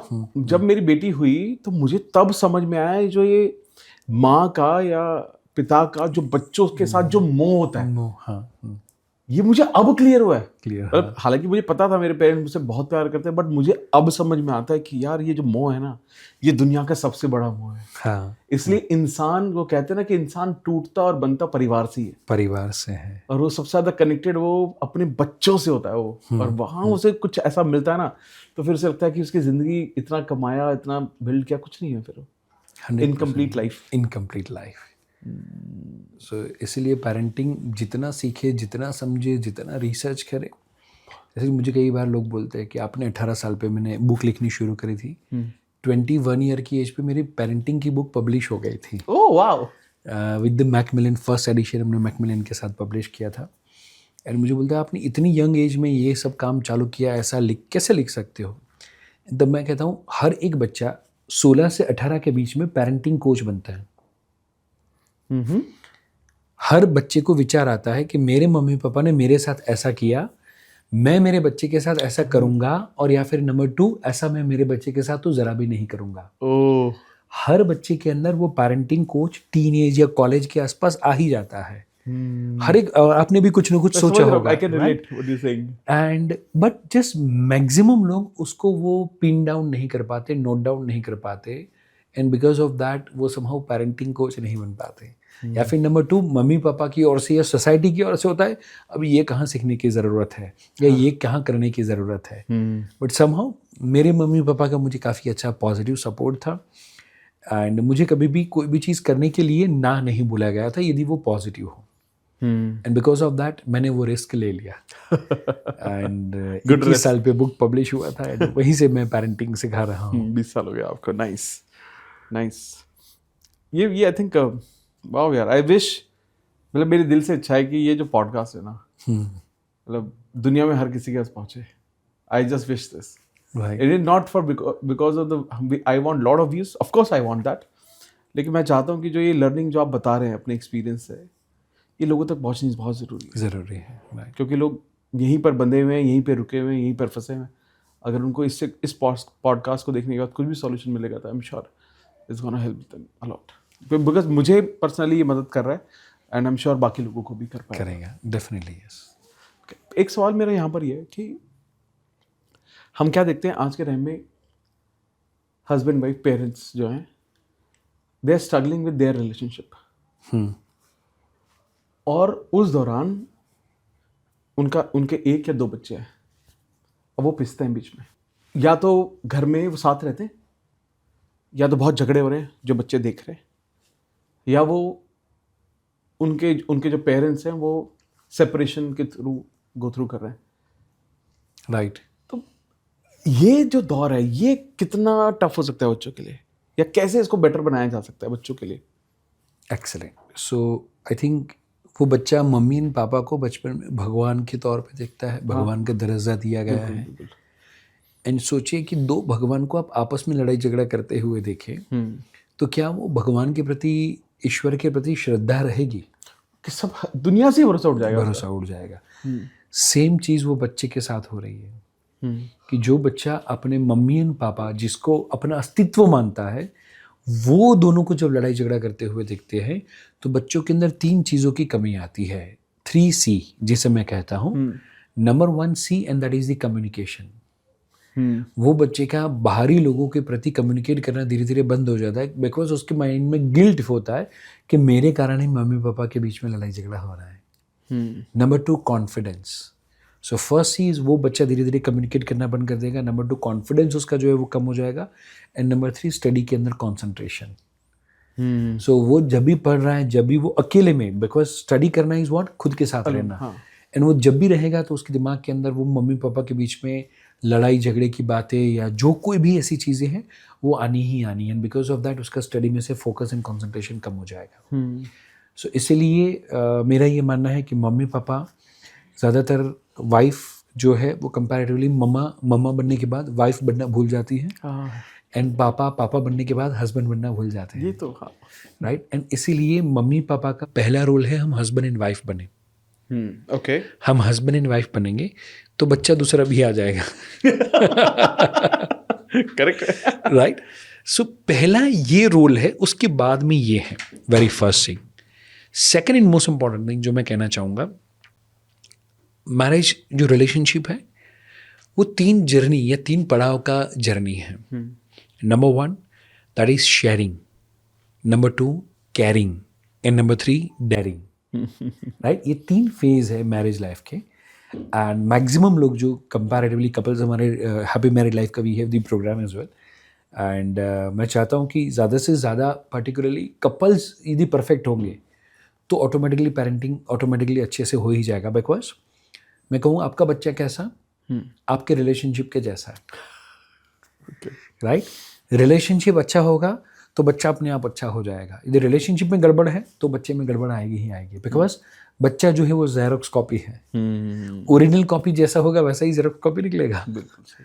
सो नाउ हम क्या करें, sharing, caring, daring. So sharing is what, physically, right. हम एक दूसरे के साथ बॉडी शेयर करते हैं, सोल शेयर करते हैं, खाना शेयर करते हैं। राइट। कोई एक ऐसा व्यक्ति कि जिसके थ्रू मे बी शायद हम सबसे ज़्यादा क्लोजेस्ट कोई व्यक्ति है, हमारे सोल के, शरीर के, मन के, विचारों के, लाइकिंग एंड डिसलाइकिंग, हमारा जितना भी कुछ भी है, राइट। अच्छी से अच्छी चीज़ें या बुरी से बुरी फैंटेसी, वो सब कुछ जो इसको पता है, माने हम पॉटी हुई कि नहीं हुई या हुई तो कैसी हुई, वो सारी चीज़ हम शेयर कर सकते हैं। वैसा वो व्यक्ति है, उसके साथ जब हम पहले शेयरिंग करते हैं, उसके बाद में आना चाहिए phase, and that is the phase of caring. So जब मैंने शेयर कर दिया कि मुझे ये पसंद है, मुझे ये पसंद नहीं है, ये वो सब कुछ हो गया। नाउ अब मैं आपको जो पसंद है वो करना शुरू करूं, एंड मुझे जो पसंद है वो आप करना शुरू करें। सो अब मैं से मैं मिट जाऊं और हम हो जाए। राइट। सो अभी तक मेरी इच्छा थी, अब हमारी इच्छा है। मेरी इच्छा है कि हम यहाँ पर जाए, अब हमारी इच्छा है कि हम कहाँ पर जाए।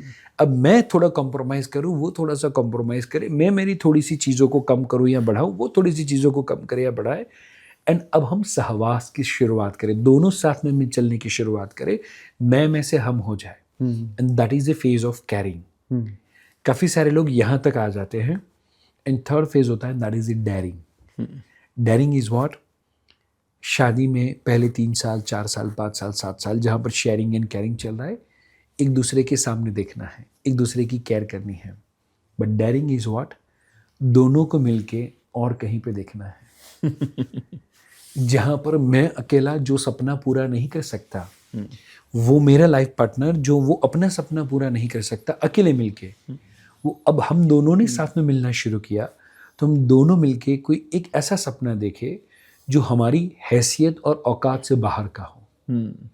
वो बच्चे का एजुकेशन का, घर लेने का, गाड़ी का, या और कोई भी हो, बट वो होना चाहिए डेयरिंग के फेज में जो मेरे कंफर्ट जोन से ऊपर का हो। एंड नंबर 2, मेरे अकेले के लिए अचीव करना पॉसिबल ना हो, एंड उनके अकेले के लिए भी अचीव करना पॉसिबल ना हो। एंड जब वो दोनों साथ में मिलके, मे बी कोई सोशल सर्विस हो सकती है और कोई भी काम हो सकता है, जिसको लेकर जब दोनों एक गोल को लेकर काम करेंगे तो छोटे छोटे जो प्रॉब्लम्स है ना वो नहीं आएंगे। अभी जैसे आपने रोड साइड देखा होगा कि वो गरीब बच्चे होते हैं, वो बाम्बू स्टिक लगा के बीच में रोप लगा के वो बैलेंस करके चलते हैं। तो पर्टिकुलरली आप यदि उनको मिलेंगे और बात करेंगे कि भाई मुझे भी ट्राई करनी है, तो बोले ट्राई करके देखो, और ज़्यादातर जो ट्राई करेंगे वो क्या होगा, बंदा गिरेगा ही गिरेगा। राइट। एंड जब मैंने थोड़ा सा डीप रिसर्च किया, मैंने बोला कि आप बैलेंस कैसे करते हो, मैंने ट्राई किया ना, हमें लगेगा कि लिटरली हम ऊपर चढ़ेंगे, एक कदम भी उठाएं उससे पहले गिरने का एहसास हो जाएगा। तो मैंने बोला कैसे, तो बोले प्रॉब्लम आप में ये है कि आप रोप देखते हो, आप नीचे देखते हो, इसीलिए आप गिरते हो, उसकी जगह पर आप ये करो, आप एंड रिजल्ट को देखो। जो कॉर्नर जहाँ पर वो बाम्बू स्टिक जहाँ पर लगी है, आप उसको देखो एंड फिर आप बस चलते जाओ तो आप पहुँच जाओगे। एंड वो कोशिश करेगा, जो एंड रिजल्ट को देखेगा और चलता जाएगा, तो उसकी गिरने की संभावना कम हो जाएगी। सेम वे वो हस्बैंड एंड वाइफ एक दूसरे के साथ में मिलते हुए, मैंने तो हमारे पास डाइवोर्स के वगैरह के केसेस वगैरह आते हैं, तो चाय और कॉफ़ी को लेकर या मे बी चीनी को लेकर या हर छोटी छोटी चीज़ों को लेकर, तूने मेरी मम्मी को ऐसा क्यों बोल दिया या तूने मुझे ऐसा क्यों बोल दिया, वो छोटी छोटी चीज़ों को लेकर नोकझोंक होती रहती है। मैं कहना चाहता हूँ, आपने वो बड़ा विजन देखा ही नहीं। वो रस्सी पे आप नीचे देख के चल रहे हो। एंड वो जो जीवन साथी आपको मिला है, मैं कहना चाहता हूँ एक मंत्र अपनाना है, एंड मंत्र इज व्हाट, जो भी मेरे पास है मेरे लिए खास है। राइट जो भी जीवन साथी मिला हुआ है, मुझे बोले कि आप भी मेरी सासू माँ के साथ नहीं रहे, आप मेरी सासू माँ के साथ रहो, तो अब लेक्चर लेना छोड़ दो। मैं बोलूँ वेरी गुड, आपके कोई ना कोई प्रीवियस कर्मा होंगे जिसके थ्रू आपको ये सासू माँ मिली है। नाउ एंजॉय योर सासू माँ एंड दैट कर्मा, कि वो जो अभी कम हो रहे, वो खप हो रहे, वो कट रहे हैं, सोचिए कि नेक्स्ट ईयर अभी अपने हस्बैंड के साथ रहे, सासू माँ को ऐसे ब्लेम करते रहे और वो कर्म आपके ख़त्म नहीं हुए, तो नेक्स्ट ईयर ये हस्बैंड तो नहीं मिलेगा नेक्स्ट जन्म में, बट ये सासू माँ मिल गई तो सोचो क्या होगा। तो अभी ये जो है उसके साथ अच्छे से निभा लो, अच्छे से आप पूरा कर लो। एंड जब आप बड़ा गोल देखोगे, सो वन ऑफ दी आए बोले कि मेरे सासू माँ का ये प्रॉब्लम, फलाना प्रॉब्लम, ढिमका प्रॉब्लम। मैंने उनको वही बोला कि बिकॉज ऑफ दैट सासू माँ आप घर के बाहर निकले, एंड बिकॉज ऑफ दैट आपने प्रोफेशनल लाइफ री स्टार्ट किया, एंड बिकॉज ऑफ दैट आज आप सक्सेसफुली मुंबई जैसे सिटी के अंदर 3 स्कूल रन कर रहे हैं। जो दिन उनको रियलाइज हुआ कि यस, इसके रूट कॉज इज माई सासू माँ, जिसको मैं ब्लेम कर रही हूँ, पर यदि सासू माँ ने यदि ऐसा बिहेव नहीं किया होता तो मैं तो हमेशा हाउस वाइफ ही रहना चाहती थी। बट मेरे पोटेंशियल को निकालने के लिए ऊपर वाले को, कोई ना कोई व्यक्ति को, इधर गुड जरिया और जो बैड जरिया, किसी न किसी को बनाना पड़ेगा। या तो कांटा चुभाना पड़ेगा या तो फूल की खुशबू देनी पड़ेगी। तो यदि फूल की खुशबू, माने हस्बैंड भी मुझे उतने सपोर्टिव मिले कि उसने भी घर के बाहर नहीं जाने दिया, तो भगवान को कोई एक ऐसा व्यक्ति चूज करना पड़ा जो मुझे कांटा चुभा सके। And she was crying like anything, कि जिनको मैं जिंदगी भर वो दोष देती रही, बट अब मुझे रियलाइज हो रहा है कि जो भी मेरे पास है मेरे लिए खास है। सो हम वो जो भी मेरे पास है बिल्कुल बकवास है। राइट वो फिलोसॉफी को चेंज करते हुए, जो भी मेरे पास है मेरे लिए खास है। वो हस्बैंड, वो वाइफ, वो बच्चा, वो सासू माँ, जो भी है हमारे प्रीवियस कर्मों के आधार पे हमें मिले हुए हैं, and that is the God's master plan. तो उसमें हम विश्वास करें और हम अब क्या बड़ा कर सकते हैं उस पर ध्यान दें, उस पर फोकस करें।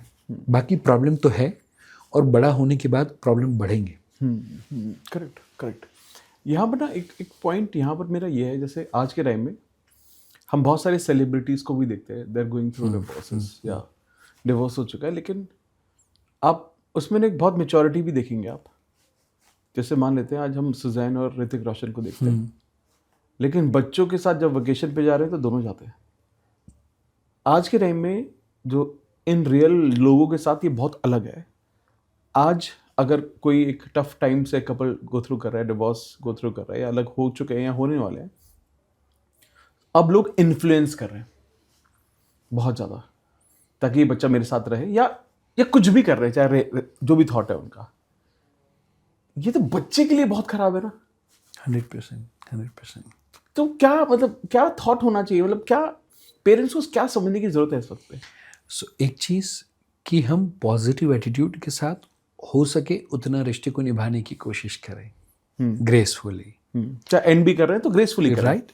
इन केस यदि हस्बैंड अब्यूजिव है, या फिजिकली या वर्बली बहुत ज़्यादा अब्यूज कर रहा है, तो फिर वो रिश्ता इज़ नॉट गुड। तो बात समझ में आती है कि वो हम एंड करें। बट यदि हम कोई भी चीज़ वस्तु को एंड भी करते हैं तो भी उतना ग्रेसफुली करें और उतनी मैच्योरिटी के साथ करें कि कंपैरेटिवली मैं कहना चाहूँगा, जैसे आपने वो एग्जांपल दिया, या मे बी बिल गेट्स का एग्जांपल हो सकता है, after this much great divorce अभी जिसको कहा जाता है, राइट कि शादी के 30-40 साल के बाद अब डाइवोर्स अब वो भी बढ़ रहे हैं, राइट। अब माने उनके बच्चे भी शादी की उम्र के हो गए, अब क्या डाइवोर्स करके बट फिर भी वो हो रहे हैं, मे बी जेफ बेजोस या कोई हाँ जेफ बेजोस भी। सो हम कंपैरेटिवली वो चीज़ को हम पर्सनली ना लें। जैसे 2 दोस्त होते हैं, हाँ हम काफ़ी सारे दोस्त थे, उसमें से 2 या 3 दोस्तों के साथ लंबी नहीं पटी, बिल्कुल सही है। राइट। तो हम क्या उसके साथ वो पर्सनल ईगो पे ले लेंगे? नहीं, या नहीं पटी तो नहीं पटी और पटी तो पटी। जैसे हम जब भी मिले हुए थे ओनो क्रिएटर क्लब में, ढेर सारे इन्फ्लुएंसर थे, somehow हमारे वाइब्स उनके साथ नहीं मैच होते थे। वो ढेर सारे लोगों में से 2 भाई मिल गए हैं, करेक्ट है, बिल्कुल सही। सो क्या हम वो बाकी के लोगों के साथ वो पर्सनल ग्रेवियंस रखेंगे? Answer is absolutely no. Same thing, हम वो भी जो लाइफ पार्टनर है उसके साथ हमारा रोल था वो यहीं तक का था। अब वो अगले स्टेशन पे उतर गए, हम अगले स्टेशन पे उतर गए, तो अब उसको लेकर ग्रेवियंस ना रखे कि हम साथ में क्यों नहीं हैं। अदरवाइज अभी की आपकी जो लाइफ है उसको आप अच्छे से एंजॉय नहीं कर पाएंगे। सो इधर आप साथ में हैं तो एंजॉय करें, और यदि सेपरेट हो चुके हैं तो उसको भी एंजॉय करें। एंड सीता माता की तरह आप अपने बच्चों को यदि सेपरेटली ग्रेसफुली ग्रो करेंगे तो लव एंड कोश की तरह तैयार कर पाएंगे। सो सिंगल पेरेंटिंग की शुरुआत सीता माता ने करी हुई थी, बट वो कॉन्फिडेंट थी, वो हैप्पी थी, बिकॉज ऑफ दैट वो दोनों बच्चे वैसे तैयार हुए कि जो अश्वमेध यज्ञ का जो रथ था, घोड़ा था, उसको लेकर सारे सेनापति से लेके सब कुछ हार गए, और फिर राम भगवान को लड़ाई के लिए आना पड़ा। एंड तब जाके फिर पता चला कि ये तो अपने ही बच्चे हैं, राइट। बट बाकी राम भगवान आप यदि पूरा वो सुनेंगे और पूरा देखेंगे तो राम भगवान को भी पसीने छुड़ा दिए थे, वैसे बच्चे थे। सो सारी माताएं, इन केस यदि ऐसी कोई परिस्थिति आई है, छोड़ रहे हैं, तो माँ अपने पे भरोसा रखें कि मैं कुछ भी हो जाए मेरे बच्चे को बेस्ट ऑफ द बेस्ट दूंगी। एंड ग्रेसफुली हम फ्रेंड बने रहे। अब वो रिश्ता नहीं है तो हम फ्रेंड बने रहे, बट ईगो पे लेकर मैं तुझे दिखा दूँ, तू मुझे दिखा दे, वो नहीं होना चाहिए। और इसमें मुझे ज़्यादातर गलती वो हस्बैंड एंड वाइफ से ज़्यादा शायद रिलेटिव, और रिलेटिव में भी खास करके मम्मियों की, दोनों पक्ष की मम्मियाँ, एंड या फिर नंबर 2 दोनों पक्ष के वकील। राइट मैंने देखा हुआ है कि वो वकील, वो बात छोटी होती है पर वो वकील बोल देता है कि भाई मैं तुझे इतना दिला दूंगा ना, इतना दिला दूंगा ना, अब तो मैं उनको घुटने पिला दूंगा ना, मैं दिखाता हूँ। तो शायद वो वकील नहीं है, वो मंथरा है, वो मंथरा और शकुनी का काम कर रहे हैं। राइट मुझे लगता है ऐसे लोगों से हमें दूर रहना चाहिए। ग्रेट, मतलब बहुत सुंदर तरीके से, आसान तरीके से आपने बहुत समझाया, बट बहुत डीप लेसन चाहिए, बहुत लोगों को समझने की जरूरत है। फिर अब थोड़ी देर के लिए ये अज्यूम करते हैं कि ये पॉडकास्ट कोई बच्चा देख रहा है, क्योंकि बहुत सारे बच्चे हैं जो 14 साल, 15 साल, 18 साल, 19 साल, 20 साल, 21 साल तक ये पॉडकास्ट देख रहे हैं। उनके पेरेंट्स को नहीं पता था कि कैसे उनका देखभाल रखना है, और उन्होंने सीखा ना, अवेयरनेस थी, जो उन्हें समझ में आया अपनी बेस्ट तरीके से उन्होंने समझाने की कोशिश की, चाहे वो पीट के की हो, चाहे प्यार से की हो। कैसे वो उस चीज को ना, जो थोड़ी मुश्किल यादें, उनको छोड़ना जरूरी है और अच्छी चीजें याद करना जरूरी है, ताकि वो आज के टाइम में एक बहुत चीज चल गई है, इनर चाइल्ड हीलिंग। और मेरे पास बहुत सारे लोग आते हैं, हम कोशिश करते हैं, लेकिन ना कैसे एक बच्चा खुद को हील करे इन सब एक्सपीरियंसेस से। बहुत ही सुंदर प्लस डीप क्वेश्चन है, एंड आई थिंक ज़्यादातर जो यूथ है इससे जूझ रही है। मैं सारे यूथ की, सारे यंगस्टर्स को कहना चाहता हूँ, शायद आपके मम्मी पापा परफेक्ट नहीं थे, एंड आप भी परफेक्ट नहीं थे, राइट शायद वो इम्परफेक्ट बच्चे के लिए इम्परफेक्ट पेरेंटिंग ही शायद ज़रूरी था। वैसा लेसन मानते हुए हम उसको एक्सेप्ट करें। जैसे वो सासू माँ, उनका वो कांटा बनना ज़रूरी था, तभी वो 2-3 स्कूल मुंबई में वो खोल पाते। वैसे शायद कभी कभी इन एनी सिचुएशन, ये यूथ के लिए एडवाइस है, मम्मी पापा के लिए नहीं, बट वो यंगस्टर, वो बच्चा अपने आप को ऐसा माने कि शायद मुझे शेप देने के लिए थोड़ा तपाना भी ज़रूरी था। दुनिया तपाए उससे अच्छा मम्मी पापा ने तपा दिया है, तभी ये घड़ा पकने वाला था। Right, number 1। नंबर 2, कभी कभी हम स्पेसिफिकली एसी स्कूल में जाने के बाद मम्मी पापा को देसी समझना चालू कर देते हैं। राइट सो यहाँ पर मैं कहना चाहता हूँ कि वो देसी नहीं है, वो ऑर्थोडॉक्स नहीं है, वो पुराने ख्यालात के नहीं हैं। आपके हनीमून की टिकट मम्मी पापा ही बुक कराने वाले हैं, राइट। एंड वहाँ पर अब जब जाएंगे तो मम्मी पापा और आपको 10-20-50 हज़ार रुपया और एक्स्ट्रा देंगे, बोलेंगे बेटा एंजॉय करना। और एंजॉय करने का मतलब यंगस्टर समझ रहे हैं कि मम्मी पापा क्या कह रहे हैं।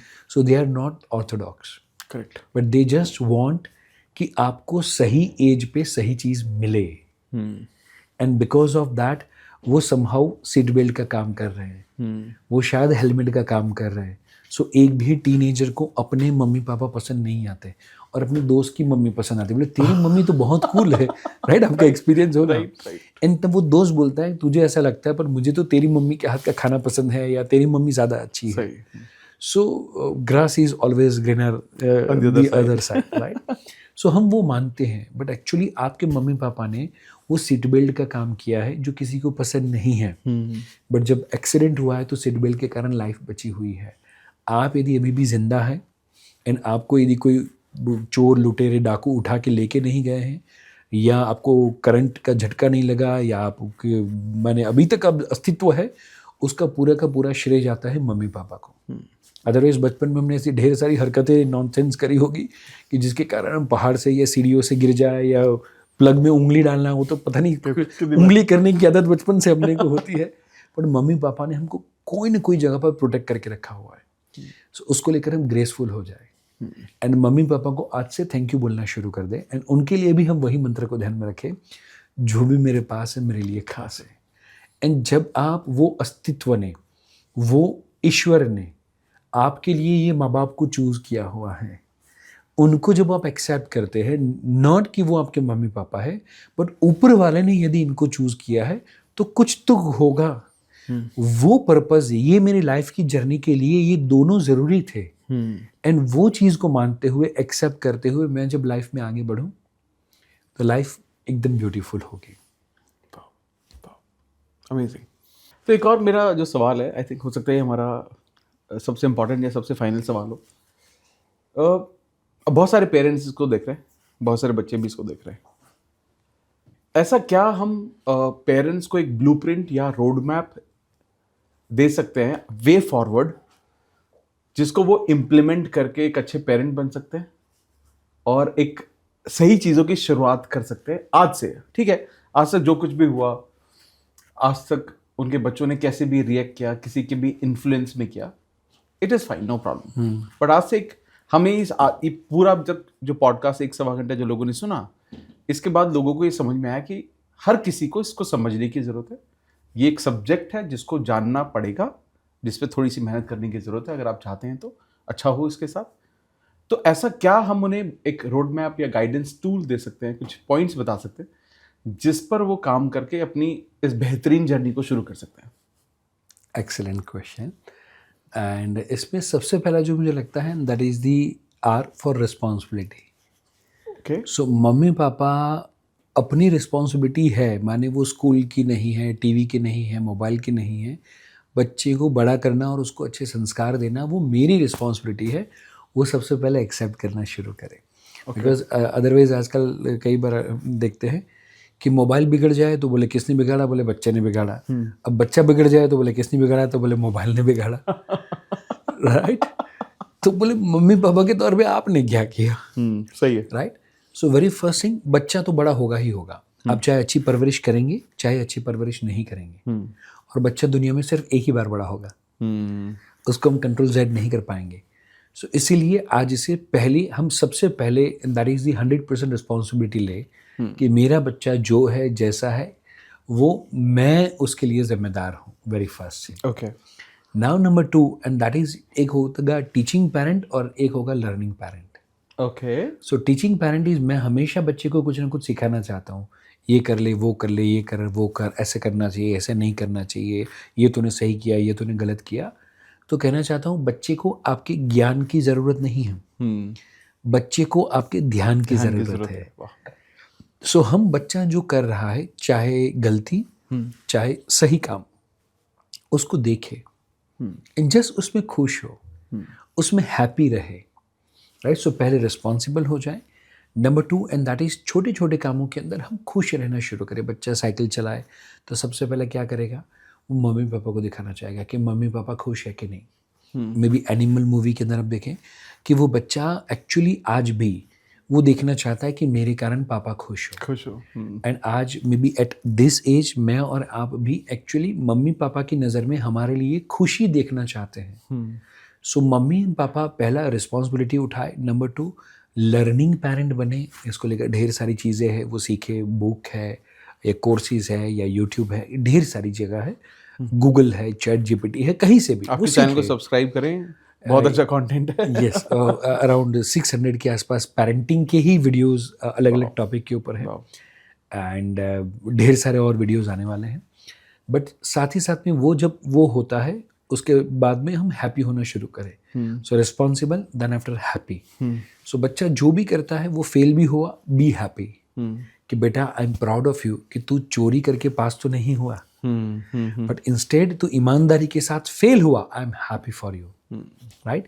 बच्चा चोट गिरा के आया, चोट लगा के आया, मे बी 2 भाई बहनें लड़ाई झगड़ा कर रहे हैं. व्हाट, बी हैप्पी कि जो बच्चे बचपन में रिमोट के लिए, टीवी की चैनल के लिए लड़ाई झगड़ा कर लेते हैं, वो बड़े होने के बाद प्रॉपर्टी के लिए कोर्ट में लड़ाई झगड़ा नहीं करते हैं, क्योंकि उनका लड़ाई झगड़े का कोटा बचपन में खत्म हो जाएगा.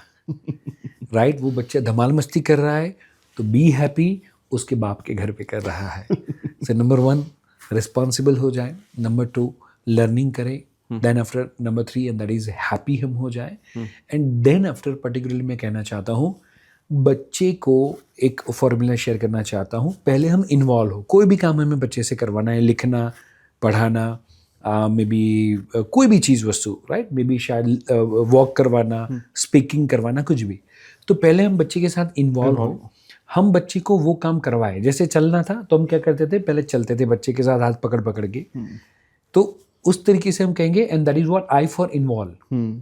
फिर आएगा पी फॉर प्रोग्रेस. फिर वो साथ में रहते हुए बच्चे का प्रोग्रेस देखे, एंजॉय करें. एंड जब बच्चे का प्रोग्रेस दिखना शुरू हो, एंड देन आफ्टर होगा इंडिपेंडेंट. I for independent. बच्चे को छोड़ना शुरू कर दे. सो बच्चे को जितना छोड़ते जाएंगे, दैट इज आई फॉर्मूला, कि पहले इन्वॉल्व होना है, फिर वो बच्चा करना शुरू करे, प्रोग्रेस करे, वैसे धीरे धीरे छोड़ते जाना है. एंड फुल वे में, फुल फ्लेज में प्रोग्रेस में आए तब तक 100% छोड़ देना है. और उसके बाद में बच्चा सही करे या गलत करे, जस्ट खाली खुश होना है. एंड इसीलिए लास्ट में पॉडकास्ट के में कहना चाहूँगा कि बच्चे का हाथ पकड़ के यदि हम नहीं चलेंगे तो वो चलना नहीं सीख पाएगा. राइट. यदि हम हाथ नहीं पकड़ेंगे तो बच्चा चलना नहीं सीख पाएगा. बट यदि हम हाथ छोड़ेंगे नहीं तो बच्चा दौड़ना नहीं सीख पाएगा. सो बच्चा चले हमारे हाथ पकड़कर, बट हम हाथ छोड़ दे ताकि वो दौड़ पाए, उतना भी ज़रूरी है. इसीलिए आम के पेड़ पे आम आता है, आम के पेड़ के लिए नहीं. राइट. वो आया है, वो दुनिया के लिए आया है. एंड इसीलिए ये मेरा बच्चा नहीं है, मेरे लिए, मेरे थ्रू आया हुआ है, बट ये मेरा बच्चा नहीं है. मैं उसका मालिक नहीं हूँ, मैं सिर्फ माली हूँ.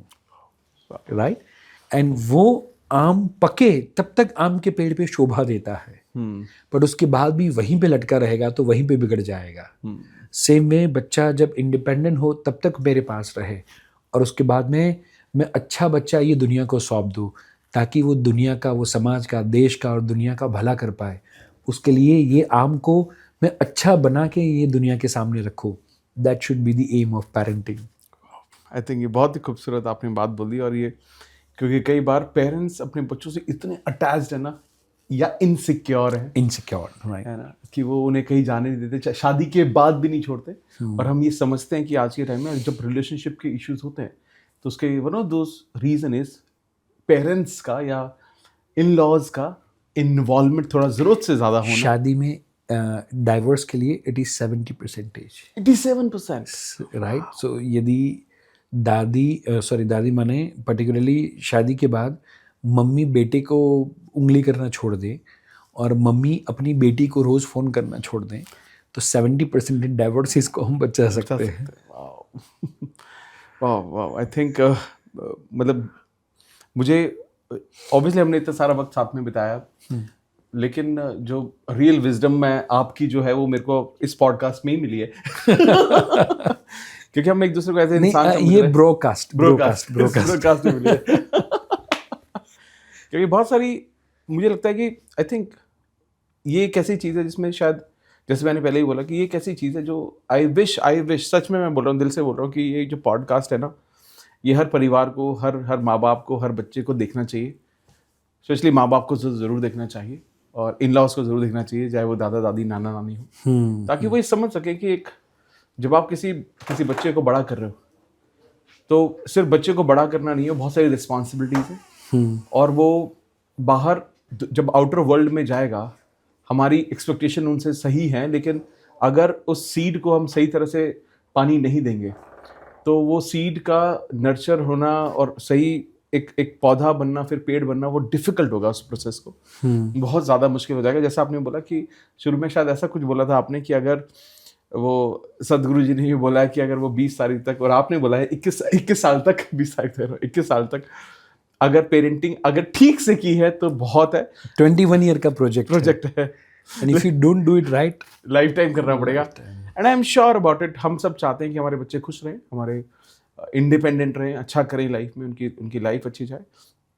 And I am sure about it कि आज का जो ये पॉडकास्ट है, this is going to be the reference for their rest of the life.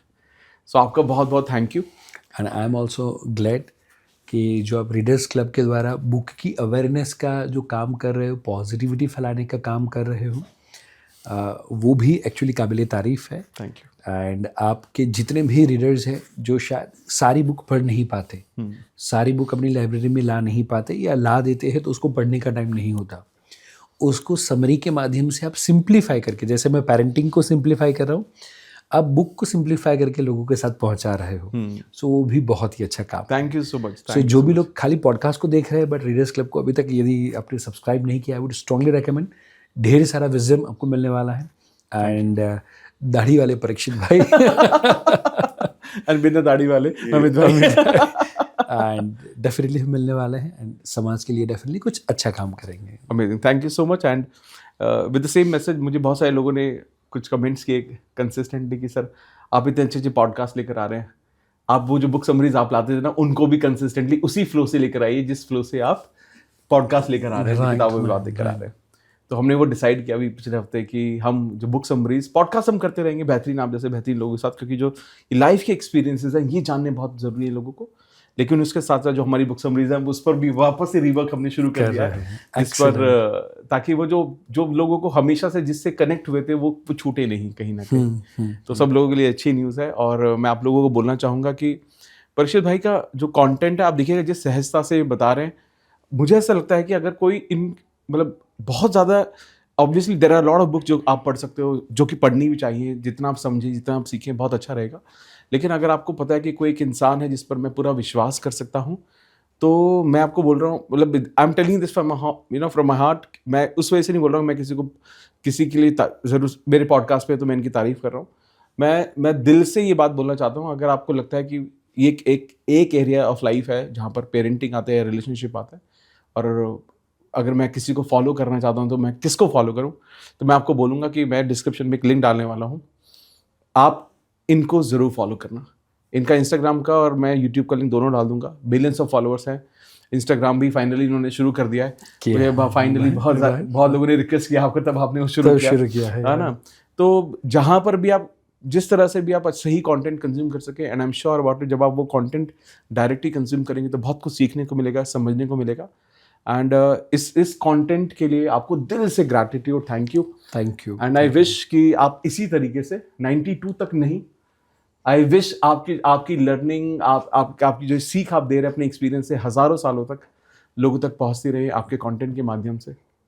और मुझे ऐसा लगता है कि हमें शायद दोबारा इस पर बात करने की ज़रूरत डेफिनेटली पड़ेगी, क्योंकि बहुत सारी बातें हैं। और अगर आपको पार्ट 2 चाहिए तो कमेंट कर देना कि पार्ट 2 चाहिए, हम इनको दोबारा बुला लेंगे। So thank you so much भाई, and I wish to see you soon. Thank you very much. मिलते हैं। अरे